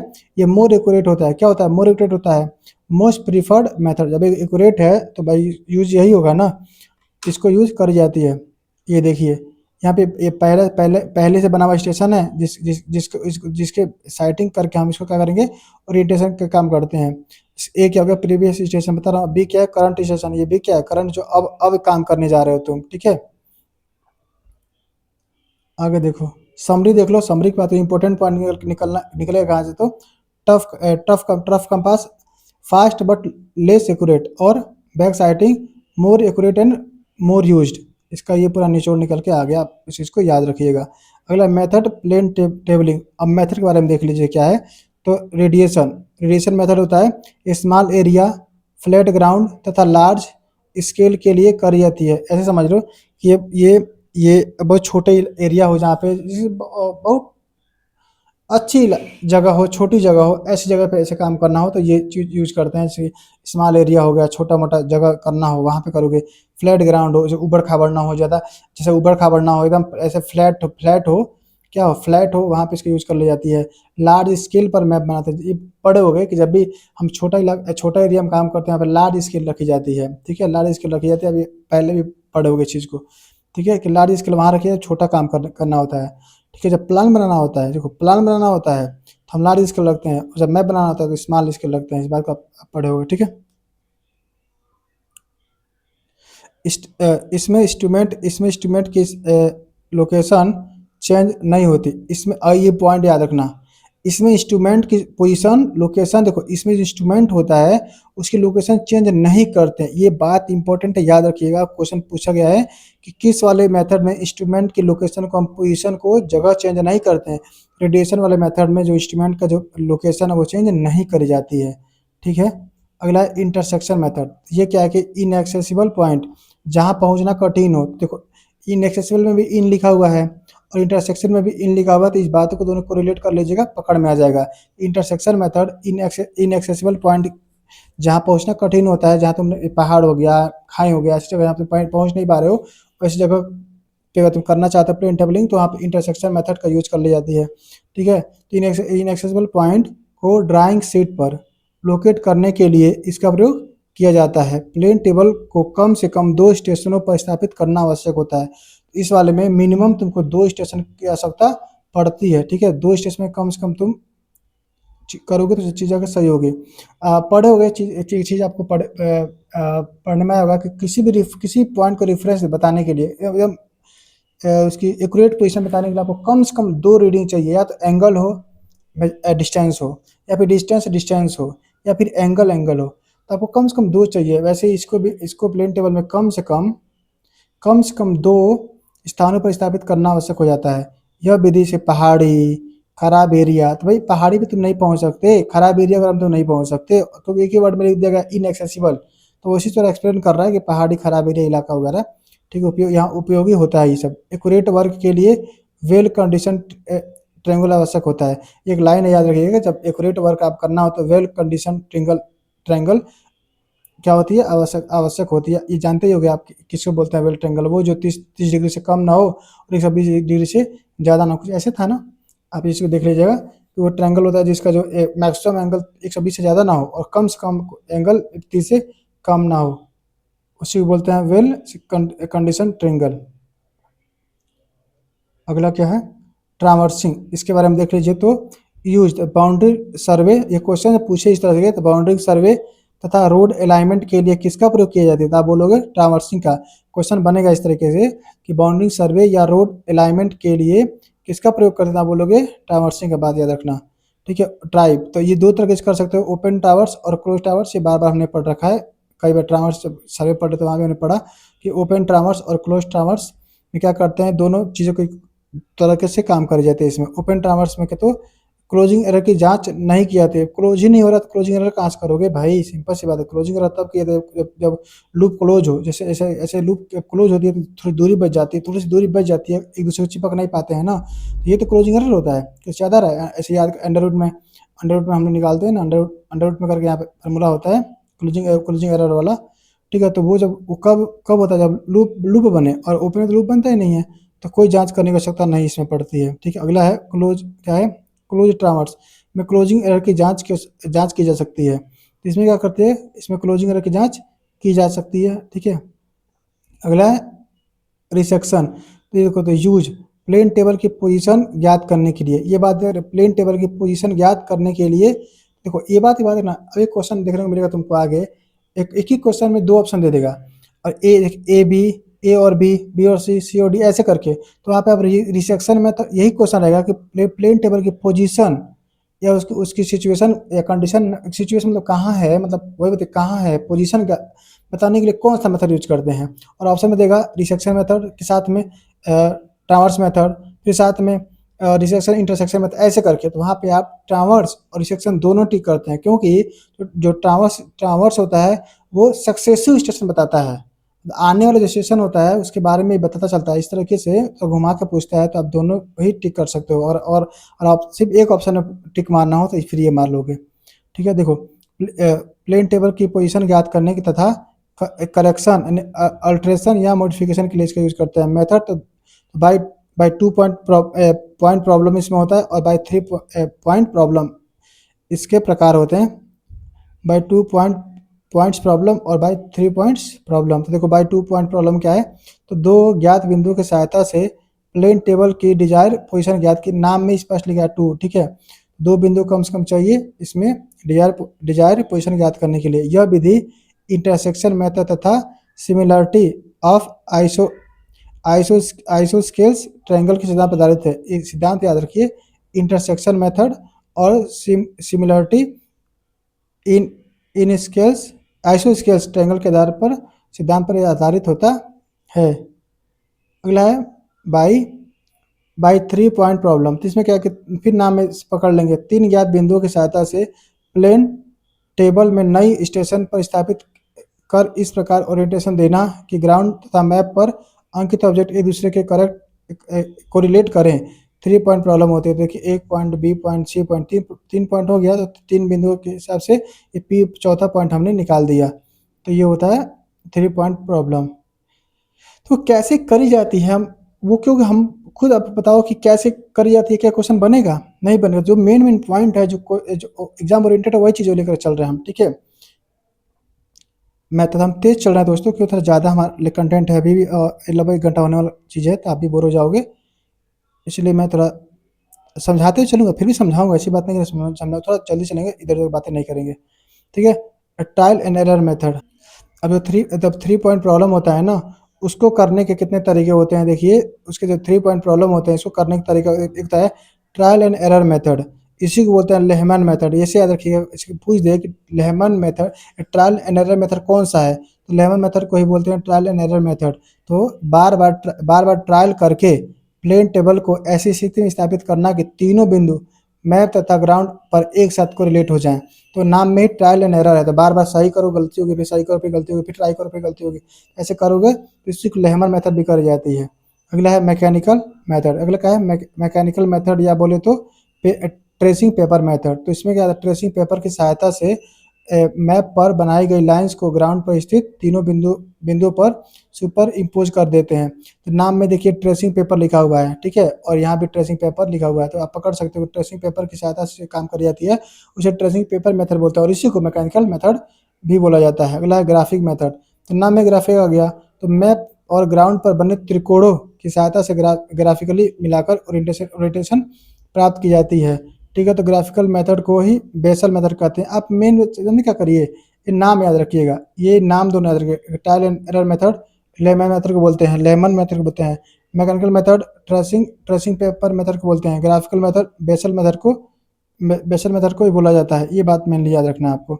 वैसे मैं यहाँ पे अलग से दिखा भी दिया हूँ, जो इंपॉर्टेंट है। देखिए मोस्ट एक्यूरेट मेथड कौन सा है? 3 पॉइंट प्रॉब्लम होता है, जैसे 3.2 था ना, उसमें मोस्ट एक्यूरेट कौन सा है?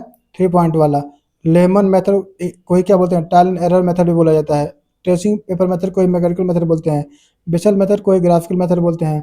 अब देखिए फिर यहाँ भी थोड़ा सा मैं बना, तो आसानी कम से कम ये पर्सन ये सब पढ़ के निकल जाइए। 3 पॉइंट मोस्ट एक्यूरेट, लेमन को ट्रायल एंड एरर बोलते हैं, ट्रेसिंग पेपर मैकेनिकल बोलते हैं, और बेसल को ग्राफिकल बोला जाता है। इस चीज़ को आप देख सकते हो। अगला है advantage and disadvantage of plane table surveying, ठीक है। अब इसमें ऑब्जर्वेशन तथा प्लॉटिंग एक साथ किए जा सकते हैं, ये इसके फ़ायदा है। प्लॉटिंग में साथ में कर सकते हो, बल्कि और वाले में प्लॉटिंग साथ में नहीं कर पाओगे, तो जाकर के ऑफिस में कर पाते हो, लेकिन यहाँ प्लॉटिंग साथ में कर सकते हो। किसी ग्रेट स्किल की आवश्यकता नहीं होती है। यह थियोलाइट सर्वे की तुलना में लेस कॉस्टली होता है। इसके समझ रहा हूँ, कन्फ्यूज मत होना। जैसे कि इसमें कोई बड़ा इंस्ट्रूमेंट यूज नहीं हो रहा, मान लीजिए प्लेन, जैसे कि थियोलाइट हो गया, देखिए टैकोमीटर हो गया, ऐसे बड़े बड़े इंस्ट्रूमेंट जो होते हैं वैसे यूज नहीं हो रहा ना। इस पास कॉपी पेपर, जो पढ़ा लिखा होगा कॉपी पेपर होगा, काम कर लेगा। बड़ा बड़ा इंस्ट्रूमेंट थोड़ा यूज हो रहा है, इसका मतलब ये था। यह थियोलाइट सर्वे की तुलना में लेस कॉस्टली होता है। कोई मशीन यूज नहीं कर रहे हो, देख रहे हो, कोई मशीन थोड़ा बड़ा यूज कर, छोटा मोटा इंस्ट्रूमेंट था बस। प्लॉटिंग के समय होने वाली एरर मिस्टेक की तुरंत चेक तथा करेक्शन की जा सकती है। यह सर्वे सिंपल तथा रैपिड है। मैग्नेटिक एरिया में भी इसका प्रयोग कर सकते हैं, ठीक है। अब देखो कंपास पास यूज करते हो, तो वहाँ पे तो मैग्नेट बार बार मैग्नेट यूज, यहाँ तो एक कभी कभी मैग्नेट यूज करते हैं कंपास वाला, वरना बहुत ज़्यादा यूज करते नहीं हो, इफेक्ट भी बड़ा कम देखने को मिलेगा। इरेगुलर ऑब्जेक्ट का प्लॉट आसानी से कर सकते हैं। बताया था ना कि इरेगुलर वाला इनएक्सेसिबल पॉइंट का कौन था, बताइए आप लोग। तो उसके लिए भी इसको काम कर सकते हैं। स्मॉल स्केल सर्वे के लिए उपयुक्त होता है। देखो यहाँ ये बात है, ये स्मॉल स्केल सर्वे के लिए उपयुक्त होता था, अच्छे रिजल्ट प्राप्त होते हैं। शुरू में बताया था कि जब स्मॉल जगह पे काम करना है, कम जगह हो, और एक, ठीक है, वहाँ पे इसका काम कर सकते हो। सर्वे के दौरान ही मैप तैयार हो जाते हैं, तथा इसलिए आवश्यक पॉइंट छूटने की संभावना कम हो जाती है। मान लो क्या करो कि ग्राउंड में बहुत चीज़ें आदमी देखता है, सामने से दिखती है उसको, अपने प्रेजेंटली सामने दिख रही है, तो चीज़ें नोट कर लेता है। वही अगर जाएगा ऑफिस में, तो बहुत चीज़ें ऐसी उसके दिमाग से उतर जाए, या फिर जो डाटा नोट करके ले गया उस डाटा में वो चीज़ को भूल गया, मिस्टेक हो गया, लेकिन सामने इसमें तो सामने दिख रहा है, मिस्टेक हो भी गया होगा तो देख के आदमी नोट कर लेगा। अगला डिसएडवांटेज भी कुछ होता है, देखो वेट क्लाइमेट में इसका प्रयोग नहीं करो, कैसे करोगे, भीग जाएगा पेपर वगैरह। डेंस वुडन एरिया, इसका उपयोग नहीं कर सकते हो, तो जिस जंगल वगैरह में इसका उपयोग नहीं कर सकते। इससे हाईली एक्यूरेट रिजल्ट नहीं प्राप्त होते। शुरू पहले लाइन में ही बताया था कि जब रिजल्ट थोड़ा चाहते हो कि बहुत एक्यूरेसी ना हो, थोड़ा जल्दी से काम हो, तो वहाँ पे इसका यूज कर, बहुत पहले बताया था मैं इस बात को कि एक्यूरेसी जब थोड़ा कम हो, काम चल जाए, बस टाइम जल्दी कम लगे, तो इसका काम कर सकते हो। इसके सर्वे इंस्ट्रूमेंट अपेक्षा अपेक्षित हैवी होते हैं, तो भारी होते हैं इसके इंस्ट्रूमेंट वगैरह, ठीक है। सोर्स ऑफ एरर, एरर के बारे में देखो तो क्या है कि इंस्ट्रूमेंटल एरर, पर्सनल एरर और एरर ऑफ प्लॉटिंग। तो पहले कि इंस्ट्रूमेंट खराब हो जाए तो एरर आ जाएगा भाई, पता चले कि इसमें कोई प्रॉब्लम हो गया, इसमें कोई टेढ़ा मेढ़ा मुड़ उड़ गया है, सपोज करो, या कंपास में कोई दिक्कतें आ गई और वही गलती बता रहा है, तो गलती तो होगी, एरर आ ही जाएगी। और एक पर्सनल एरर, मान लो कि सबका सब सही है, तुम ही गलती कर रहे हो, सब सही है लेकिन तुम गलती कर रहे हो, चीज़ें गलती कर रहे हो, तो पर्सनल एरर आ जाएगा। एरर ऑफ प्लॉटिंग, पता चले कि सब कुछ सही है लेकिन जब जैसे तुम ये क्या किए, सब ले लिए, सही से ले लिए सब कुछ, ये प्लॉट करने की कोशिश करे तो प्लॉटिंग में तुम मिस्टेक कर दिए, प्लॉटिंग के समय तुम क्या किए, तुमसे गलती हो गई, तो एक एरर वहाँ भी बन सकता है। तो इसे इंस्ट्रूमेंटल एरर, पर्सनल एरर और प्लॉटिंग एरर देखने को मिल जाती है। अगला है इंस्ट्रूमेंटल एरर। क्या है इंस्ट्रूमेंटल एरर? तो इंस्ट्रूमेंट के, अब पूरा इसको डिटेल देख लेते हैं जल्दी जल्दी। इंस्ट्रूमेंटल एरर तो इंस्ट्रूमेंट के फॉल्टी एडजस्टमेंट अथवा बैड क्वालिटी के कारण उत्पन्न त्रुटि को इंस्ट्रूमेंटल एरर कहते हैं। बताने वाली कोई समझाने वाली बात नहीं है, ये आप नाम से ही पढ़ सकते हो, समझ सकते हो। अब देखो यहाँ पे चीज़ें, ठीक है। तो पर्सनल एरर में क्या हो सकती है, तो नॉन हॉरिजॉन्टल बोर्ड, बोर्ड को हॉरिजॉन्टल तुम नहीं कर पाए हो, तुम्हें हॉरिजॉन्टल बोर्ड नहीं, बोर्ड को हॉरिजॉन्टल तुम नहीं कर पाए तो गलती उस मशीन की थोड़ी है, तुम हॉरिजॉन्टल नहीं कर पाए, तुम्हारी प्रॉब्लम। फिर डिफेक्टिव साइटिंग, अब तुम सही से देख नहीं पा रहे हो, तुम्हारी problem.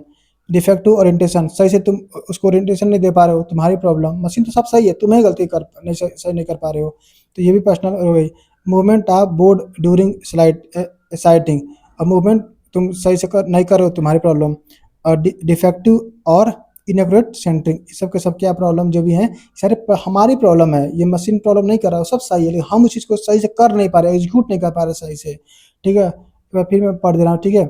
Non horizontal of board, defective sighting, ठीक है। फिर defective orientation, movement of board sight during sighting, defective of inaccurate centring, इस चीज़ को आप यहाँ पे फिगर पे भी देख सकते हो। Wrong centring, board movement, wrong orientation, wrong sighting और नॉट हॉरिजॉन्टल, मैंने फिगर में भी दिखा दिया, दिमाग में से चीज़ें सेट हो जाए।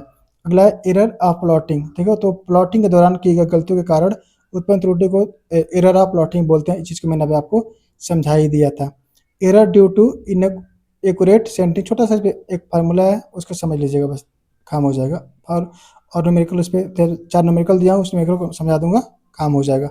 अब देखिए क्या है कि डेफिनेशन देख लीजिए। तो when the plane table is not centred accurately over the ground station, the error is called inaccurate centring. नाम में ही साफ साफ दिख रहा है कि सेंटरिंग है और इनएक्यूरेट है, सेंटरिंग तुम सही से नहीं कर पाए हो, ठीक है, तो उसी बोलते हैं इनएक्यूरेट सेंटरिंग। अब देखो इस बात को ध्यान दो, पी डैश पी को ध्यान दो। पी डैश पी को क्या होगा कि यहाँ पे जो पी और पी के बीच की जो दूरी बनती है ना, उसको बोलते हैं ई, क्या बोलते हैं, ई, ठीक है। अब देखो आगे दिखा रहा हूँ, मान लो कि ये एक, अभी आगे बताता हूँ, सही से रुक जाओ। देखो क्या चीज़ें क्या है इस फोटो में, वो देख लो पहले क्या चीज़ें क्या है, फिर आगे आगे समझ में आएगा। देखो इस पी को ध्यान दो। पी क्या है कि actual position of plane table, जो पी क्या है, actual position of plane table. P dash क्या है कि shifting position of plane table, P dash, ठीक है। और पी डैश पी ये बराबर ई सेंटरिंग एरर, तो इसके दोनों बीच पी और पी डैश के बीच का जो दूरी हो गई ई, उसी को बोलते हैं सेंटरिंग एरर ई, ठीक है। और ए बी, तो correct position of drawing sheet, जो ए होगा, ये नीला कलर का जो ए और बी है, ये क्या है कि ड्राइंग शीट का जो करेक्ट पोजीशन है वो है। और A dash B dash wrong position of drawing, तो जो ए डैश बी डैश है वो रॉन्ग पोजीशन ऑफ ड्राइंग है। अब एक बात समझना बता रहा हूँ, ए डैश बी डैश, ए डैश ए डैश और बी बी डैश बराबर ही तो होगा, खुद बताओ। जब ये जब खसकाओगा हर चीज़ को एक साथ, एक पैरेलल ही खसकेगा, तो ए डैश और बी बी डैश बराबर ही होगा, ठीक है। क्योंकि जितना ये रेड घसकेगा उतना ये रेड घसकेगा, इसीलिए, ठीक है। अब देखो चीज़ मैंने बता दिया, अब ये फार्मूला को ध्यान दे दो, ठीक है।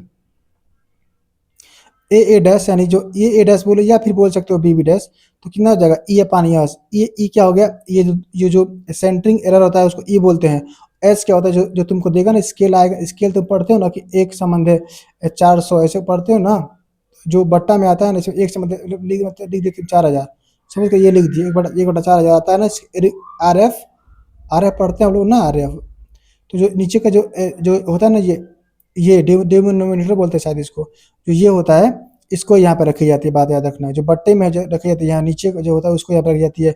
ए डैश बराबर ई अपान एस होता है, बहुत आसान है, ई अपान एस, ठीक है। अभी क्वेश्चन इस पे लगाऊंगा, चीज़ समझ में आएगी। अब देखो जो ए डैश या बी बी डैश, देखो यहाँ पे मैं समझा रहा था ना, ए डैश या बी बी डैश बराबर ही होगा ना। लेकिन ये बात समझ, इसकी जो लेंथ है वो 0.025 सेंटीमीटर से, ठीक है। ये लिमिट आप याद रखिएगा। अगर कभी पूछ लिया जाए कि ए जो लिमिट होती है वो लिमिट क्या होती है, तो वो लिमिट होती है कि जो ए डैश या बी बी डैश है वो 0.025 सेंटीमीटर से ज़्यादा नहीं होना चाहिए, ठीक है। यहाँ पे भी लिख दिया हूँ मैं चीज़ों को लेकर के कि ए डैश या बी डैश का अधिकतम अनुमति जीरो परमिसिबल 0.025 सेंटीमीटर होती है, ठीक है। तो इसीलिए जो ये जब यहाँ पे तुम रख दोगे, तो यहाँ पे तुम मैक्सिमम का जो मान था, जो यहाँ से उठा करके जो मैक्सिमम मान यहाँ भी जो लिखी गई है, ए डैश जो है वहाँ रख दोगे तो ये बन जाएगा ना। ए डैश रखोगे तो यहाँ से गुणा कर दो एस का, तो यहाँ पे बन जाएगा ना ई बराबर क्या निकल जाएगा, इस ई बराबर क्या निकल जाएगा, ई बराबर 0.025 इंटू एस, समझ रहे हो यहाँ पे। ठीक है, ये ए डैश बराबर ई अपन एस होता है, और ए डैश का मान होता है मैक्सिमम 0.025, मैक्सिमम मान लिए और उसको रख दिए। ई बराबर क्या निकला 0.025 इंटू एस, ठीक है। चलो अब हम न्यूमेरिकल छोटे 3-4 न्यूमेरिकल मैं जल्दी बता दे रहा हूँ तो दिमाग में ये फार्मूला बैठ जाए। अब देखो सेम ही न्यूमेरिकल सब लिया हूँ, ठीक है। देखो एक प्लेन टेबल सर्वे में स्केल 1 सेंटीमीटर बराबर 20 मीटर है, मतलब 1 सेंटीमीटर 20 मीटर के बराबर है। तो इनएक्यूरेट सेंटरिंग के कारण होने वाली परमिसिबल ग्राउंड एरर ज्ञात कीजिए। परमिसिबल ग्राउंड एरर मतलब ई, ठीक है। तो अब ई तो स्केल 1 सेंटीमीटर अपान 20 मीटर है, तो एस कितना बनेगा, तो अब 1 सेंटीमीटर को बदलोगे आर एफ में, तो 1 सेंटीमीटर कितना हो जाएगा 1, और नीचे लिखेगा 20 मीटर को सेंटीमीटर बदलोगे तो कैसे निकलेगा, 3 बनाना पड़ेगा ना, क्योंकि एक मीटर में 100 सेंटीमीटर, तो हमको ऊपर भी सेंटीमीटर नीचे भी सेंटीमीटर, तो 2 जीरो बढ़ाना पड़ेगा, नीचे हो जाएगा कितना 2000। तो ये यहाँ एस बराबर 2000 और एस बराबर कितना होगा 2000। तो इस तरीके से एस यहाँ 2000 लिख दो, 0.025 में गुणा करा तो आएगा 50 सेंटीमीटर, गुणा करा देख लो 25 दूना 50, और फिर आ जाएगा पूरा ई बराबर 50 सेंटीमीटर। ऐसे भी मैं और क्वेश्चन आप लगा लीजिएगा, मैं थोड़ा टाइम दे रहा हूँ, आप रोक के लगा लीजिएगा, सारे क्वेश्चन एक जैसे ही हैं, सेम टू सेम मैंने लिखा है। ई बराबर 0.025 इंटू एस पे, ताकि ये फार्मूला आपके दिमाग में बैठ जाए। अगर क्वेश्चन इस पे आता है तो ये बहुत ईजी क्वेश्चन है ना, बहुत छोटा सा फार्मूला है, संभावना है कि इस पे क्वेश्चन आ जाए, ठीक है। ये भी चीज़ें आप चीज़ों को देख लीजिएगा, ठीक है। चलो ये चीज़ देखो, जो मेथड होता है ना, उस मेथड से चीज़ बड़ा कंफ्यूज करता है, तो मैंने सारे कंफ्यूजन के साथ ला दिया, और कहाँ कहाँ फंसा सकता है उस चीज़ों को मैंने एक साथ लिख दिया है। अब देखो कि रेडिएशन मेथड में क्या होता है ना, कि स्मॉल एरिया की जब बात हो तो रेडिएशन मेथड यूज करोगे। लार्ज स्केल ऑफ मैपिंग की बात करता है क्वेश्चन में, तो आप रेडिएशन मेथड यूज करोगे। एक्सेसिबल ऑब्जेक्ट की प्लॉटिंग, पहुंच सकते हो उस जगह पर तुम जा करके, तुम एक्सेसिबल है उस जगह, तो तुम रेडिएशन मेथड यूज करोगे। और कॉन्सेप्ट क्या है कि सभी पॉइंट की प्लॉटिंग एक ही इंस्ट्रूमेंट स्टेशन से की जाती है। शुरू में भी बताया था कि स्टेशन यहाँ पे बदली नहीं, एक ही स्टेशन से कर जाती है। क्वेश्चन बनेगा कि कौन सी, जहाँ एस्टिमेट तुम स्टेशन नहीं बता सकते, तो रेडिएशन मेथड में ऑब्जेक्ट तक की डिस्टेंस एवं डायरेक्शन ज्ञात होनी चाहिए। तो वही बात है, एक्सेसिबल का मतलब ही हो गया ना, ऑब्जेक्ट तक की डिस्टेंस एवं डायरेक्शन दोनों ही तुमको ज्ञात होनी चाहिए। ये फंसाता है क्वेश्चन कॉन्सेप्ट क्वेश्चन में दे करके, ठीक है। अगला देखो, ट्रैप कहाँ करेगा तुमको ये क्वेश्चन में, तो इंस्ट्रूमेंट शिफ्ट नहीं किया, ऐसे क्वेश्चन पूछ देगा कौन सा ऐसा मेथड इसमें इंस्ट्रूमेंट शिफ्ट नहीं करते। बात याद रखना, रेडिएशन मेथड ये फंसा सकता है। फिर क्या बोल फंसा सकता है कि एक स्टेशन से सभी रे खींची जाती है। अगर ऐसा बोलता है कि एक स्टेशन से ही सभी रे लाइन खींची जाती है, तो भी क्या हो जाएगा, ये रेडिएशन मेथड, ये ट्रैप उसको देता है वो सब चीज़, ठीक है। अगला देखो, इंटरसेक्शन मेथड, इसमें इनएक्सेसिबल ऑब्जेक्ट पॉइंट की प्लॉटिंग। अब देखो इनएक्सेसिबल, तो वही बोला ना, समझाया था ना कि इन यहाँ भी है, इन यहाँ भी, आप इस दोनों को जोड़ के याद कर सकते हो। जैसे रिवर, हिली, बिल्डिंग आदि के सर्वे करना हो, हाइट वगैरह जहाँ पे पहुँच नहीं पा रहे तुम, वो इसको यूज कर सकते हो। कंसेप्ट क्या है, तो कम से कम 2 इंस्ट्रूमेंट, समझाया था कि कम से कम 2 इंस्ट्रूमेंट स्टेशन से रे खींची जाती है इसमें।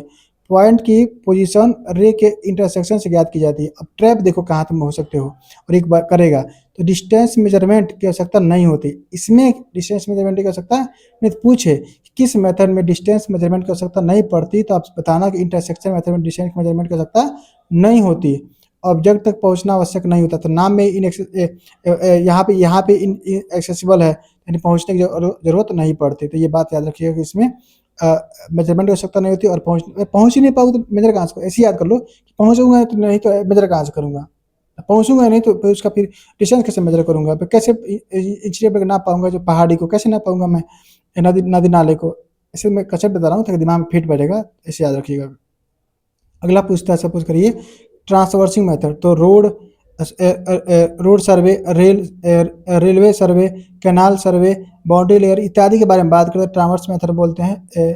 ट्रांसवर्स मेथड यूज करते हैं। कंसेप्ट क्या, तो इंस्ट्रूमेंट को प्रत्येक नए स्टेशन पर शिफ्ट किया जाता है। देखो इसमें भी बात की स्टेशन की और यहाँ भी बात किया था स्टेशन की, ठीक है। इसलिए बोल रहा हूँ कि जब स्टेशन की बात करता है दोनों सही है, लेकिन जब एक की बात करो तो एक में ये मारोगे।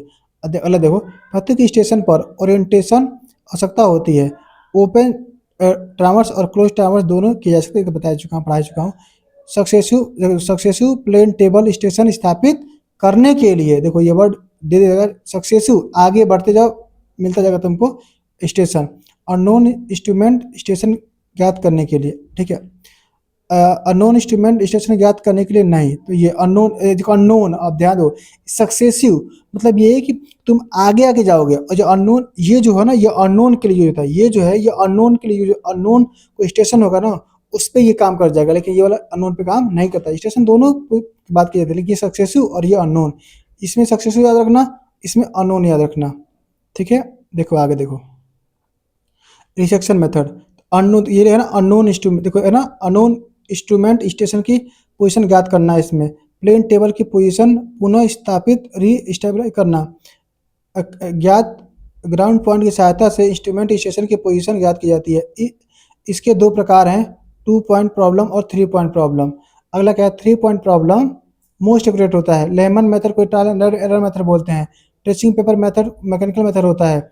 बेसल मेथड को ग्राफिकल मेथड बोलते हैं। सारी चीज़ मैंने पढ़ा चुका है। अब देखो जल्दी से क्विक रिवीजन दिखाता हूँ इन दोनों में, ट्रांसवर्सिंग और डिसेक्शन में, जो कंफ्यूज करेगा आपको भी। सबसे बोल रहा हूँ ना कि दोनों कंफ्यूज करेगा। देखो समझो इस बात को, ठीक है।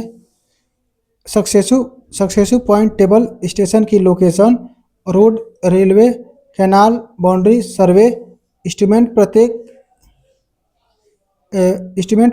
स्टेशन पर शिफ्ट होता है। ओरिएंटेशन आवश्यक होती है। ओपन कोइलोज टावर संभव होता है। इसमें देखो अननोन बात याद रखना। अननोन इंस्ट्रूमेंट स्टेशन की लोकेशन, प्लेन टेबल की पोजीशन ज्ञात करना। इंस्ट्रूमेंट पहले से रखा होता है लेकिन उसकी पोजीशन पता नहीं होती।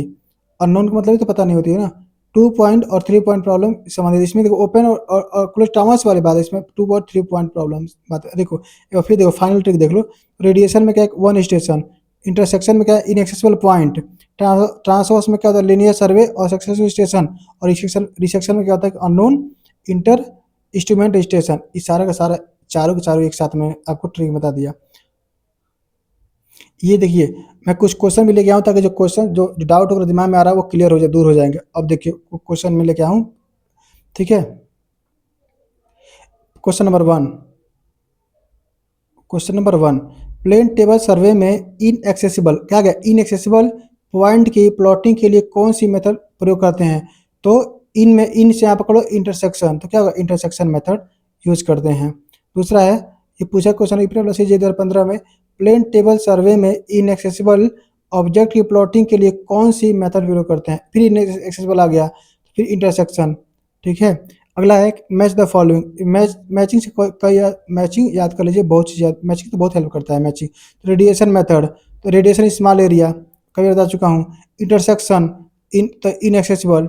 अगला क्या है, ट्रावर्सिंग, तो ट्रावर्सिंग लीनियर सर्वे। और रिसेक्शन अननोन स्टेशन। तो मिला लीजिए, पी का 3, तो पी का 3 स्मॉल आ गया। फिर क्यू का 4, तो क्यू इंटरसेक्शन या 4 इस पे आ जाएगा। फिर आर का 2 ट्रावर्सिंग यहाँ पे चला गया, यहाँ पे 2 पे। और एस का 1 यानी रिसेक्शन चला गया, अननोन स्टेशन बता दिया। अगला है प्लेन टेबल सर्वे की सही मेथड कौन कौन कौन मेथड, सही मेथड का मतलब हो गया कि कौन कौन से मेथड होते हैं, समझ लो।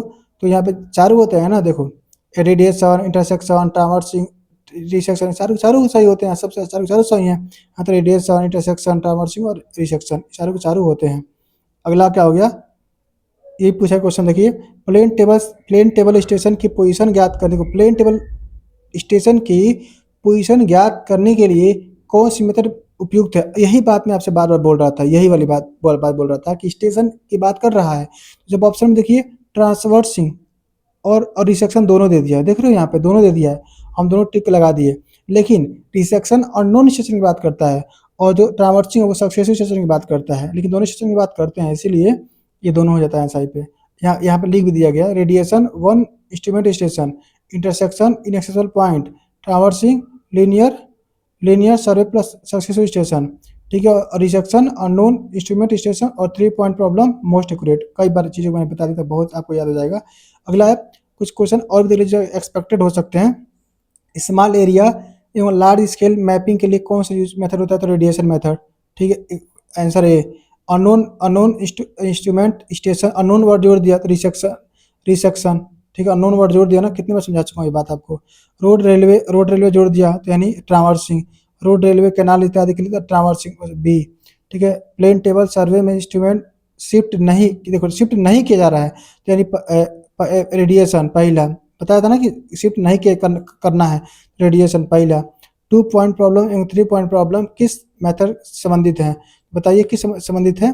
तो रिसेक्शन में 2 पॉइंट प्रॉब्लम 3 पॉइंट प्रॉब्लम आती है, और 3 पॉइंट प्रॉब्लम के अंदर भी 3 आता है, वो आप लोग अपने दिमाग में कर लीजिएगा कि तो 3 पॉइंट प्रॉब्लम में 3 कौन कौन से आते हैं, ठीक है। अब ट्रैप पॉइंट यहाँ पढ़िए, प्लेन टेबल स्टेशन लोकेट, ट्रांवर्सिंग भी हो सकता है, और सक्सेशन स्टेशन के संदर्भ में बात करें तो प्लेन टेबल स्टेशन की बात कर रहा है, सक्सेसिव स्टेशन की बात कर रहा है तो ट्रांवर्सिंग भी, और अननोन स्टेशन की बात कर रहा है तो रिसेक्शन भी। ये बात मैंने कई बार अब तक बता दिया, क्योंकि मुझे लग रहा है कि ये चीज़ आप बार बार बोलोगे, इसलिए मैंने इतनी बार बता दिया कि अब नहीं बोलो। दोस्तों अब मैं क्या करता हूँ ना, वन लाइनर फॉर्म में जितने भी क्वेश्चन बन सकते हैं यहाँ से पूछे गए होंगे, बने होंगे, मैं करते हुए निकल जाता हूँ। जितने भी अब तक हम लोगों ने पढ़ाई की है वो सारा का सारा आपको आसान आसान भाषा में सारी चीज़ें समझ में आ जाएगी, ठीक है। अब देखो मैं निकलता हूँ जल्द से जल्द पढ़ते हुए। प्लेन टेबल सर्वे किस प्रिंसिपल आधारित होता है, तो पैरेललिज्म प्रिंसिपल। अगला क्या है कि प्लेन टेबल सर्वे का मुख्य उद्देश्य क्या होता है, तो ग्राउंड डिटेल को सीधे ड्राइंग शीट पर प्लॉट करना, बताया ही था। प्लेन टेबल के एसेंशियल अरेंजमेंट कितने होते हैं, तो labelling, rotation about vertical axis और क्लैंपिंग, बताया था ना कि लेबल करोगे फिर मुंडी घुमा भी सकते हो, और मुंडी जब घूमेगी तो हमें कस दोगे उसको उसी जगह पे जिस जगह पे तुम चाहोगे, ज़्यादा रहा चीज़ को, तो 3 होती है। ट्रावर्स टेबल का स्टैंडर्ड साइज क्या होता है, ट्रावर्स यानी पहले वाले की बात कर रहे हैं तो 45x60 होती है सेंटीमीटर में, ठीक है। वही जब बात करेंगे जॉनसन टेबल का स्टैंडर्ड साइज 60x75 होता है, कितने 60x75 होता है। ट्रांसवर्स टेबल किस प्रकार के सर्वे के लिए प्रयुक्त होता है, तो रफ सर्वे के लिए प्रयुक्त की जाती है, चीज़ मैंने आपको बता दी है, ठीक है। जॉनसन टेबल किस सर्वे के लिए उपयुक्त होता है, तो एक्यूरेट सर्वे के लिए। यू फॉर का उपयोग किसके साथ किया जाता है, तो प्लम बब के साथ, समझाया था कि प्लम बब के साथ कैसे करते हैं इसको। ट्रफ कंपास का मुख्य उद्देश्य क्या है, तो नॉर्थ डायरेक्शन ज्ञात करना, और उसके जब नॉर्थ डायरेक्शन तुमको मिल जाएगा तो तुम ओरिएंटेशन कर सकते हो, तो इसीलिए पूरी बात लिख दी गई है, नॉर्थ डायरेक्शन ज्ञात करने के साथ साथ ओरिएंटेशन करने के लिए। प्लेन टेबल सर्वे में सबसे एक्यूरेट ओरिएंटेशन मेथड कौन सी है, तो बैक साइड मेथड होती है, 2 होता है ना, एक ट्रफ कंपास और एक बैक साइटिंग मेथड, दो था ना, ओरिएंटेशन का 2 मेथड था, एक था बैक साइटिंग और एक था ट्रफ वाली, तो बैक साइटिंग वाली एक्यूरेट होती है। अगला क्या है, प्लेन टेबल सर्वे। अगला क्वेश्चन देखिए 11 नंबर क्वेश्चन देखते हैं, ठीक है। प्लेन टेबल सर्वे की वर्किंग ऑपरेशन सही क्रम बताइए, फिक्सिंग, सेटिंग, साइटिंग, और सेटिंग के अंदर आता है 3, ठीक है। मैंने आपको बहुत अच्छे से समझाया था, गलती आप कहाँ करोगे ये भी समझाया था। तो प्लेन टेबल सर्वे की वर्किंग ऑपरेशन क्या हो गई, फिक्सिंग, सेटिंग, साइटिंग, और फिक्सिंग के अंदर आ जाता है, फिक्सिंग माफ़ करना, फिक्सिंग के अंदर ये नहीं आता, फिक्सिंग अंदर आता है, सेटिंग के अंदर नहीं आता, सेटिंग अंदर आता है लेवलिंग, सेंटरिंग और ओरिएंटेशन, ठीक है। सेटिंग में कौन कौन सा यहाँ आ तो गया, सेटिंग में कौन कौन सा ऑपरेशन शामिल होते हैं, तो लेवलिंग, सेंटरिंग और ओरिएंटेशन, यहाँ पे लेवलिंग, सेंटरिंग और ओरिएंटेशन। अगला लेवलिंग का मुख्य उद्देश्य क्या है, तो प्लेन टेबल को हॉरिजॉन्टल बनाना, जानते हैं नाम में तो लेवल है तो सिंपल से लेवल करना, हॉरिजॉन्टल बनाना। सेंटरिंग का मुख्य उद्देश्य क्या है? तो स्टेशन पॉइंट को ग्राउंड पॉइंट पर लेकर के आना। अगला क्या है? ओरिएंटेशन की कितनी मेथड होती है? 2। ट्रफ कंपास एवं बैक साइड। प्लेन टेबल में सबसे एक्यूरेट ओरिएंटेशन मेथड कौन सी है? बैक साइड मेथड, अभी इसके पहले ही बताया था। एक और यहाँ पे लिखा भी तो हूँ, ट्रफ कंपास और बैक साइड दो होता है, इसमें इंपॉर्टेंट अच्छी कौन होती है? बैक साइड वाली। ठीक है, अगला क्या है? प्लेन टेबल में सबसे एक्यूरेट बता दिया। टफ कंपास का मुख्य उद्देश्य क्या होता है? तो नॉर्थ डायरेक्शन ज्ञात कर प्लेन टेबल को ओरिएंटेशन करना। इस चीज़ को अभी ऊपर भी आया था एक बार। यू फॉर का उपयोग किसके साथ किया जाता है? तो प्लम बॉब के साथ। एलिडेट किस प्रिंसिपल प्रकार करती है? पैरालिज्म। पैरालिज्म ही तो प्लेन टेबल का प्रिंसिपल होता है। टेलीस्कोप एलिडेट का मुख्य कार्य क्या होता है? तो लॉन्ग डिस्टेंस एवं इंक्लाइंड साइटिंग के लिए। ये देखो, इंक्लाइंड साइटिंग यही तो उसका एलिडेट जो था ना, नॉर्मल एलिडेट होता है वो जो इंक्लाइन नहीं कर पाता, लेकिन ये जो है लॉन्ग साइड भी देख सकता है, देखो कितनी लंबी दूरी है, साथ में इंक्लाइन भी देख सकता है, इसकी फायदा हो जाती है इस वाले की। अगला है प्लेन टेबल सर्वे की प्रमुख मेथड कौन कौन सी है? तो चार देखो, रेडिएशन, इंटरसेक्शन, ट्रावर्सिंग एवं रिसेक्शन। रेडिएशन मेथड किस प्रकार के एरिया के लिए प्रयुक्त होता है? तो small area, large scale map lapping के लिए। रेडिएशन स्मॉल एरिया और लार्ज लार्ज स्केल है और स्मॉल एरिया, बात देखना, स्मॉल एरिया स्मॉल है और स्केल लार्ज है, ये बात देखना। रेडिएशन मेथड में इंस्ट्रूमेंट कितनी बार शिफ्ट करते हैं? देखो घुमाए फंसाया है इस बात को बोल करके कि रेडिएशन मेथड में किस प्रकार एरिया के लिए हो गया। रेडिएशन मेथड में इंस्ट्रूमेंट कितनी बार शिफ्ट किया जाता है? तो इंस्ट्रूमेंट शिफ्ट नहीं किया जाता है, मैं कई बार बता चुका हूँ कि इंस्ट्रूमेंट शिफ्ट नहीं की जाती है इसमें। अगला क्या है? इंटरसेक्शन मेथड का मुख्य उपयोग किसके लिए किया जाता है? इनएक्सेसिबल पॉइंट की लोकेशन ज्ञात करने के लिए। इन से पकड़ सकते हो, कई बार बता चुका। ट्रांसवर्सिंग मेथड का मुख्य उपयोग कहाँ की जाती है? रोड, रेलवे, कैनाल, बाउंड्री सर्वे में, और साथ में सक्सेसिव जब स्टेशन की बात करें वहाँ भी। रिसेक्शन मेथड का मुख्य उद्देश्य क्या है? तो अननोन स्टेशन की पोजीशन ज्ञात करने के लिए, अननोन के लिए, बात याद रखना। ठीक है, ठीक है। तो कम से कम बताओ कितने पॉइंट होने चाहिए अननोन ज्ञात करने के लिए? कम से कम 2 पॉइंट होने चाहिए, जिससे तीसरा ज्ञात कर सकते हो। कम से कम 2 होना चाहिए, इसी के ऊपर मैंने बताया आ गया। देखो, रिसेक्शन मेथड में कितनी प्रॉब्लम्स होती है? तो 2 प्रॉब्लम, 2 पॉइंट प्रॉब्लम और 3 पॉइंट प्रॉब्लम। 3 पॉइंट प्रॉब्लम के भी 3 टाइप्स होते हैं, उस चीज़ को आप दिमाग में घुमा लीजिएगा। 2 पॉइंट प्रॉब्लम किस मेथड के अंतर्गत आती है? तो रिसेक्शन मेथड। ठीक है, अगला क्या है? 3 पॉइंट प्रॉब्लम को सॉल्व करने की सबसे प्रसिद्ध मेथड कौन सी है? तो लेहमन मेथड। इसको और किस नाम से जानते हैं, ये आप खुद ही सोच लीजिए, अभी कुछ देर बाद में बता दूंगा। अब अगर आप, तब तक आप सोचते रहिए। 3 पॉइंट प्रॉब्लम को सॉल्व करने की अन्य 2 मेथड कौन सी है? ट्रावर्सिंग पेपर मेथड और बेसल ग्राफिकल मेथड, और एक ऊपर वाला लेहमन मेथड हो गया। कुल मिलाकर 3 मेथड होता है। अगला देखिए, प्लेन टेबल सर्वे का सबसे बड़ा एडवांटेज क्या है? तो ऑब्जर्वेशन और प्लॉटिंग एक साथ की जाती है। ये तो इसकी में खासियत है कि साथ में पढ़ो कि साथ में लिख करके पेपर ग्राफ बना के लेके जा भी सकते हो। प्लेन टेबल सर्वे किस सर्वे की तुलना में लेस कॉस्टली होता है? थ्योरलाइट सर्वे के केस में प्लेन टेबल सर्वे किस सर्वे की तुलना में लेस कॉस्टली होता है? तो थ्योरलाइट सर्वे के केस में। प्लेन टेबल सर्वे में प्लॉटिंग एरर को कब चेक और करेक्ट किया जा सकता है? प्लॉटिंग के समय ही। प्लॉटिंग जब वो करोगे उसी समय तुम क्या कर सकते हो, जो एरर होता है उसको सही कर सकते हो। प्लेन टेबल सर्वे किस प्रकार का सर्वे है? तो आंसर सिंपल एवं रैपिड है सर्वे। ठीक है, सिंपल और रैपिड सर्वे, बस एक्यूरेसी थोड़ी सी कम हो जाती है इसमें। मैग्नेटिक एरिया में कौन सी सर्वे आसानी से की जा सकती है? तो प्लेन टेबल सर्वे, अभी बताया था कि इसका जब पढ़ा था ना एडवांटेज, तो वहाँ पे बताया था कि मैग्नेटिक एरिया में भी कर सकते हो, क्योंकि मैं बहुत ज़्यादा एस्टिमेट यूज नहीं करता जो कि इफेक्ट करे। इरेगुलर ऑब्जेक्ट की प्लॉटिंग के लिए कौन सी सर्वे उपयुक्त है? तो प्लेन टेबल सर्वे।